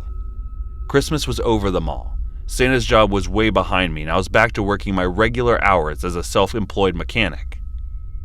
Then I get a call from a number that seems vaguely familiar, although I wasn't quite sure why. Turns out, it was my buddy's detective cousin, who reminded me of the tip that I'd given him about the care company. Of course I remembered, but by that time I really didn't think anything would come of it. But oh, how wrong I was. The detective thanks me for the information, and although he told me he couldn't say too much, he told me to keep an eye out on local media outlets. The next thing I know, it's all over the local papers that there have been a misconduct scandal involving a local care company. I picked up a copy and read the story, only to find out that it's the very same one I had reported. The long and short of it is that the cops had uncovered endemic levels of abuse in the company, stuff that varied from financial discrepancies to straight-up physical abuse. And sickeningly enough, There was even cases of care workers taking advantage of mentally disabled females in ways that were seriously inappropriate. There were numerous arrests, with some of the sleazier and violent criminals looking like they were going to get years in prison for how long they so cruelly taken advantage of some of the most vulnerable people in society. It made me sick to my stomach to read about how some people could bring themselves to do something like that. But it was stopped, and I felt incredible that I'd actually managed to be a part of the chain of events that brought the whole thing crashing down. I just hope that that poor girl, who was obviously pretty traumatized by what was happening to her and just not being able to understand why it was happening, either found some measure of peace after it. And in a way, Santa did kind of bring her exactly what she wanted, even if it wasn't on Christmas Day. And that, ladies and gentlemen, is a thought that never fails to make me tear up. 2 summers ago, I downloaded the dating app Hinge. I'd heard from friends that it was one of the better platforms for LGBT folks to find dates, so being a lesbian, I decided to give it a go. I found it to be just as good as my friends had mentioned, as the little prompts really give you an idea of what people are like before you actually connect with them. I hate to sound like this horror story is sponsored by Hinge and Raid Shadow Legends or something, but it really was refreshing to find a dating app that seemed to focus much more on personality than just a person's looks.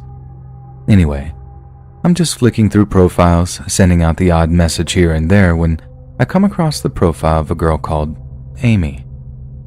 Amy was hotter than hot. She was literally my type too.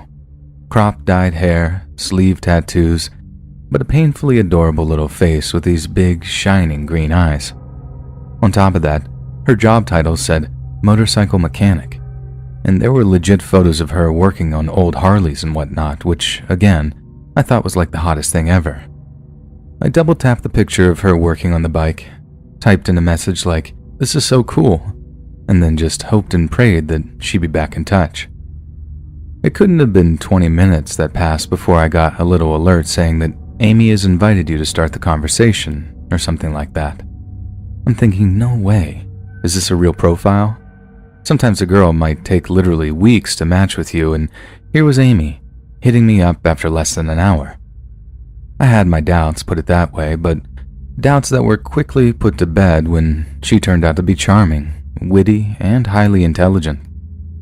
We didn't always see eye to eye on certain issues, but the fact that she seemed reasonable and open to compromise was like the polar opposite of a red flag. It was like a blue flag or something. Something that screamed potentially wifey material over here. And as much as I tried not to hype the whole thing up, I was super excited to meet her to see if we had as much chemistry in person. So we arranged a meeting at a local coffee shop, nice and public for a first-time meeting. We're talking on Telegram by this point too, so she was able to send me a picture of the outfit she planned on wearing, just so I could recognize her. And oh my god, she looked gorgeous. I didn't think I could get any more nervous than I already was, but when I saw her in that flannel shirt with the sleeves rolled so her tats were showing, I swear I felt my blood pressure ramp up by 5 notches. Anyway, I take a few deep breaths, psych myself up to meet her, then head out of my apartment and around to the coffee place. Anyone who's been on a first date for the first time in a while will tell you how nerve-wracking it can be. Standing there, or sitting there, trying to look cool, while simultaneously being nervous as you're rubbernecking for any sign of your date. So that's the kind of mood I'm in as I'm standing outside the coffee place, stewing in my own anxiety for 10 minutes, then 15, then 20. By the time I'd been waiting for a half hour, I was starting to get a little worried. Amy had mentioned that traffic was awful, so I figured she might be a few minutes late. But a whole half hour late? I was starting to think I was being stood up. I shoot Amy a text asking how far away she was. It takes a few minutes for her to see the message, but unlike her usual replies, which took a matter of minutes to type out, she doesn't send me anything. I figured that might be because she's driving, so I decided to give her a call just in case it's more convenient for her to talk that way. But again, there's no answer. I'm trying my best not to panic, telling myself like, it's fine, she's just busy, don't freak out. But I think deep down I knew it was all too good to be true. We'd matched too fast, she'd been too nice. I mean, she was objectively way out of my league, but it didn't make what came next any easier to deal with. I'm practically staring at our message thread on my phone, praying she'll either call or I'd get that little Amy is typing thing so I can at least know that she's still there. Then thank God. I see that little typing notification, and I feel this pure wave of relief wash over me, expecting her message to say something along the lines of, "Oh my God, I'm so sorry I'm late." But it didn't say that. It said something entirely different. And although I can't remember exactly what the message said, as I didn't exactly keep it around my inbox for long, it said something like this. Okay, I think this has gone on long enough, and I have to come clean. I'm not a lesbian. I'm not even a girl. Sorry to catfish you. I just thought you were hot and wanted to check you out in person. In person? What did they mean by in person? What followed was the most horrifying moment of revelation that I've ever experienced. Not only was Amy not real, or at least not the person I thought I was talking to, but the psycho creeper who got off on inconveniencing lesbians was actually there, somewhere not too far away, watching me. It made my skin crawl.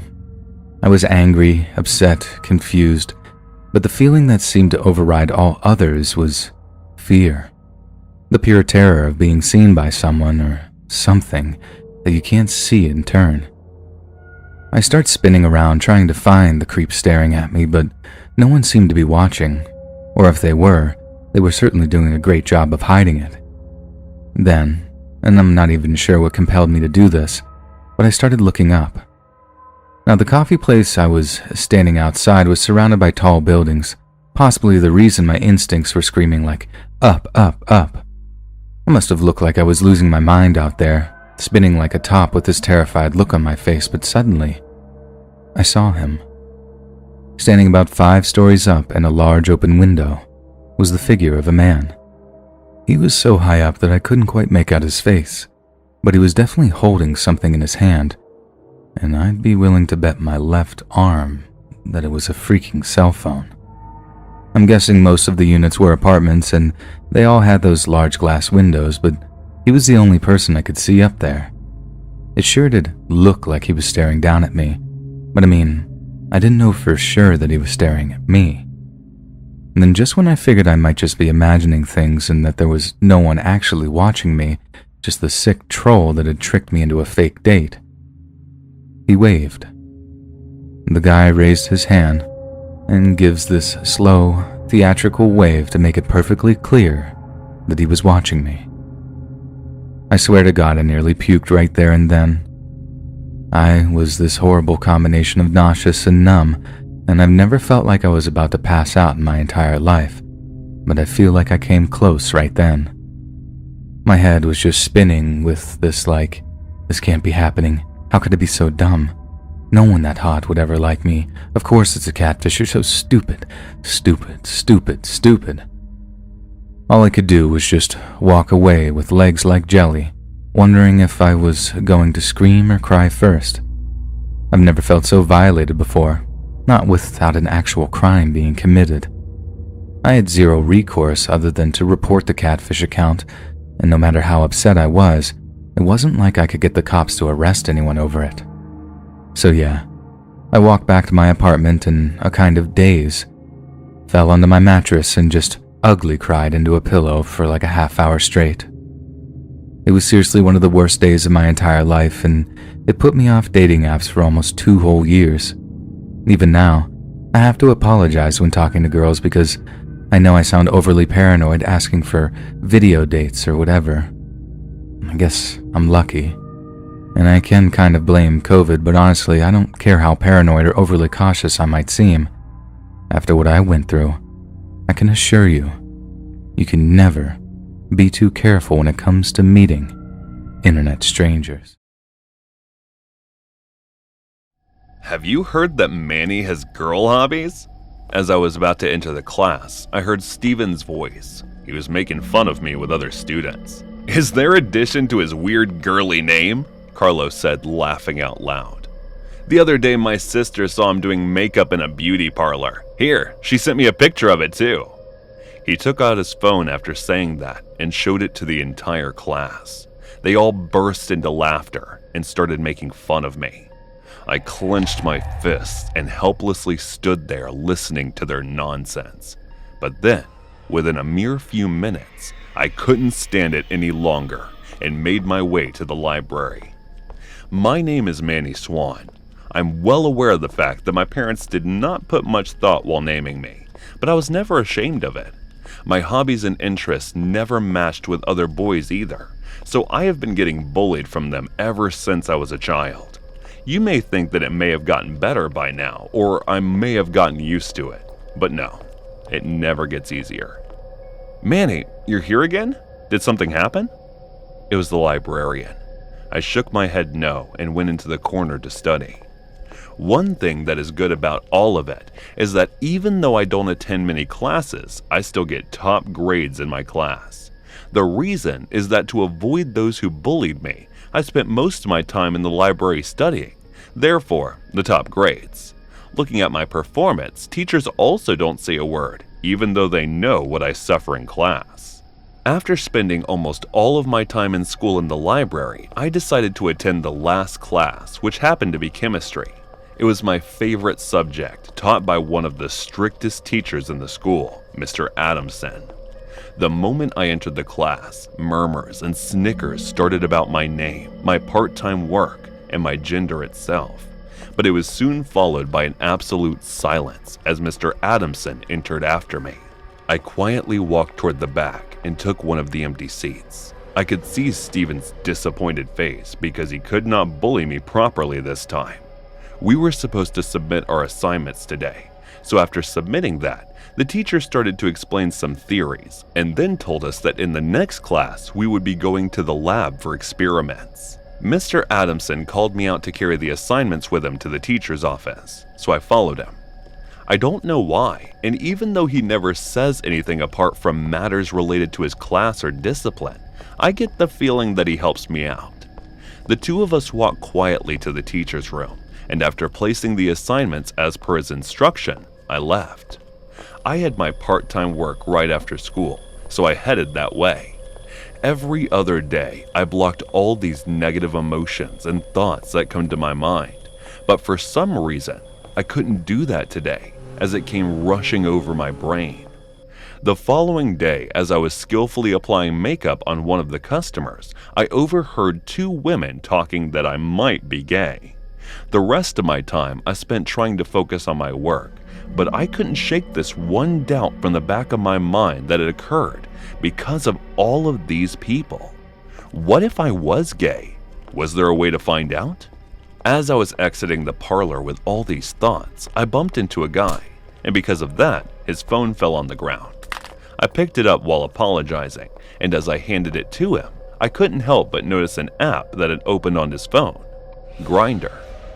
I had heard about it before, but never thought much about it. But for some reason, today I was thinking that it just might be the right solution for me.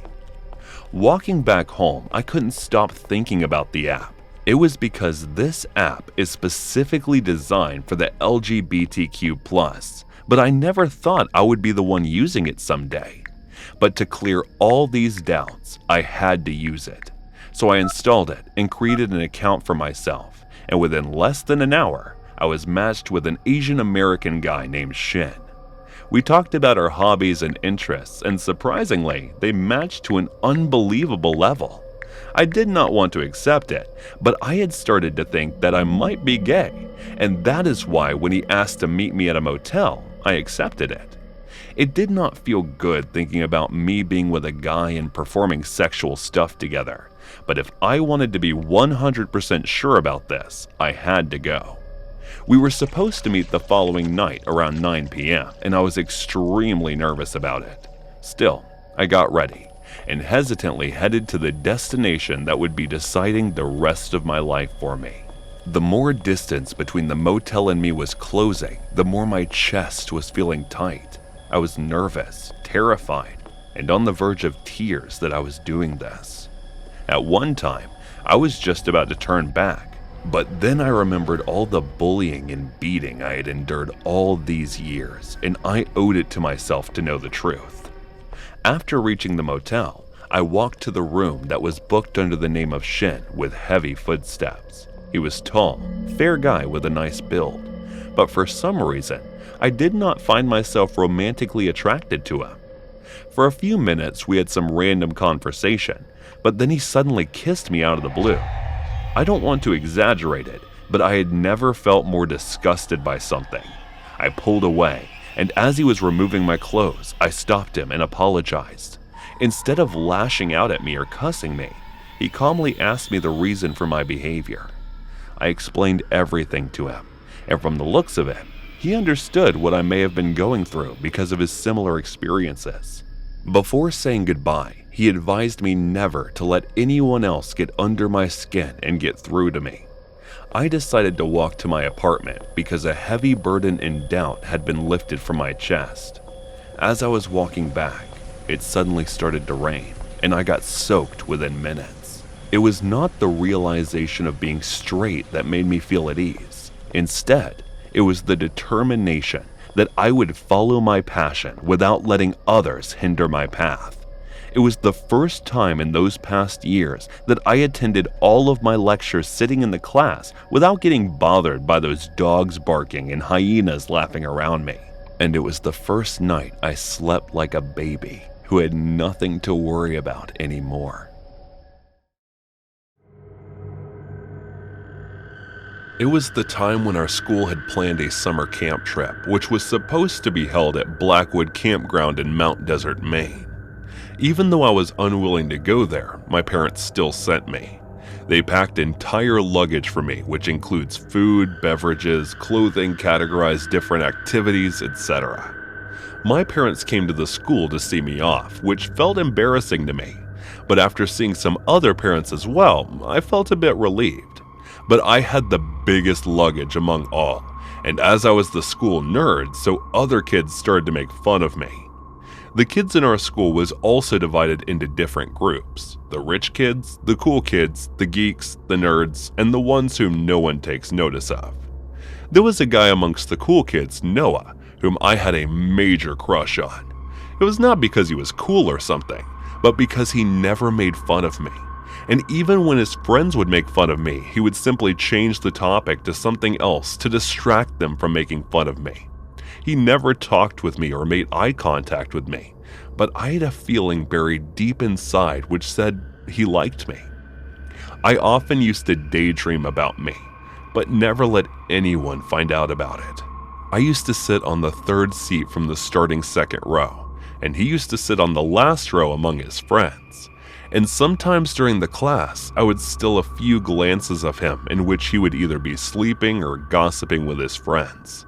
I never once saw him focusing on the class. Every time I looked at him, my heart would start beating uncontrollably. "Wasn't there a bigger luggage for you to bring, Portia?" Miss Geller, who was one of the teachers assigned to watch over the summer camp, said to me jokingly, which made everyone present there to laugh. I felt so embarrassed that I wanted to dig my grave right there and hide inside it. But I quietly got on the bus and went there to sit on my seat. "Move it, nerd. This seat is reserved for Noah and me." As I was about to sit, a girl pushed me from behind, sat in one of the seats while putting her bag on the other.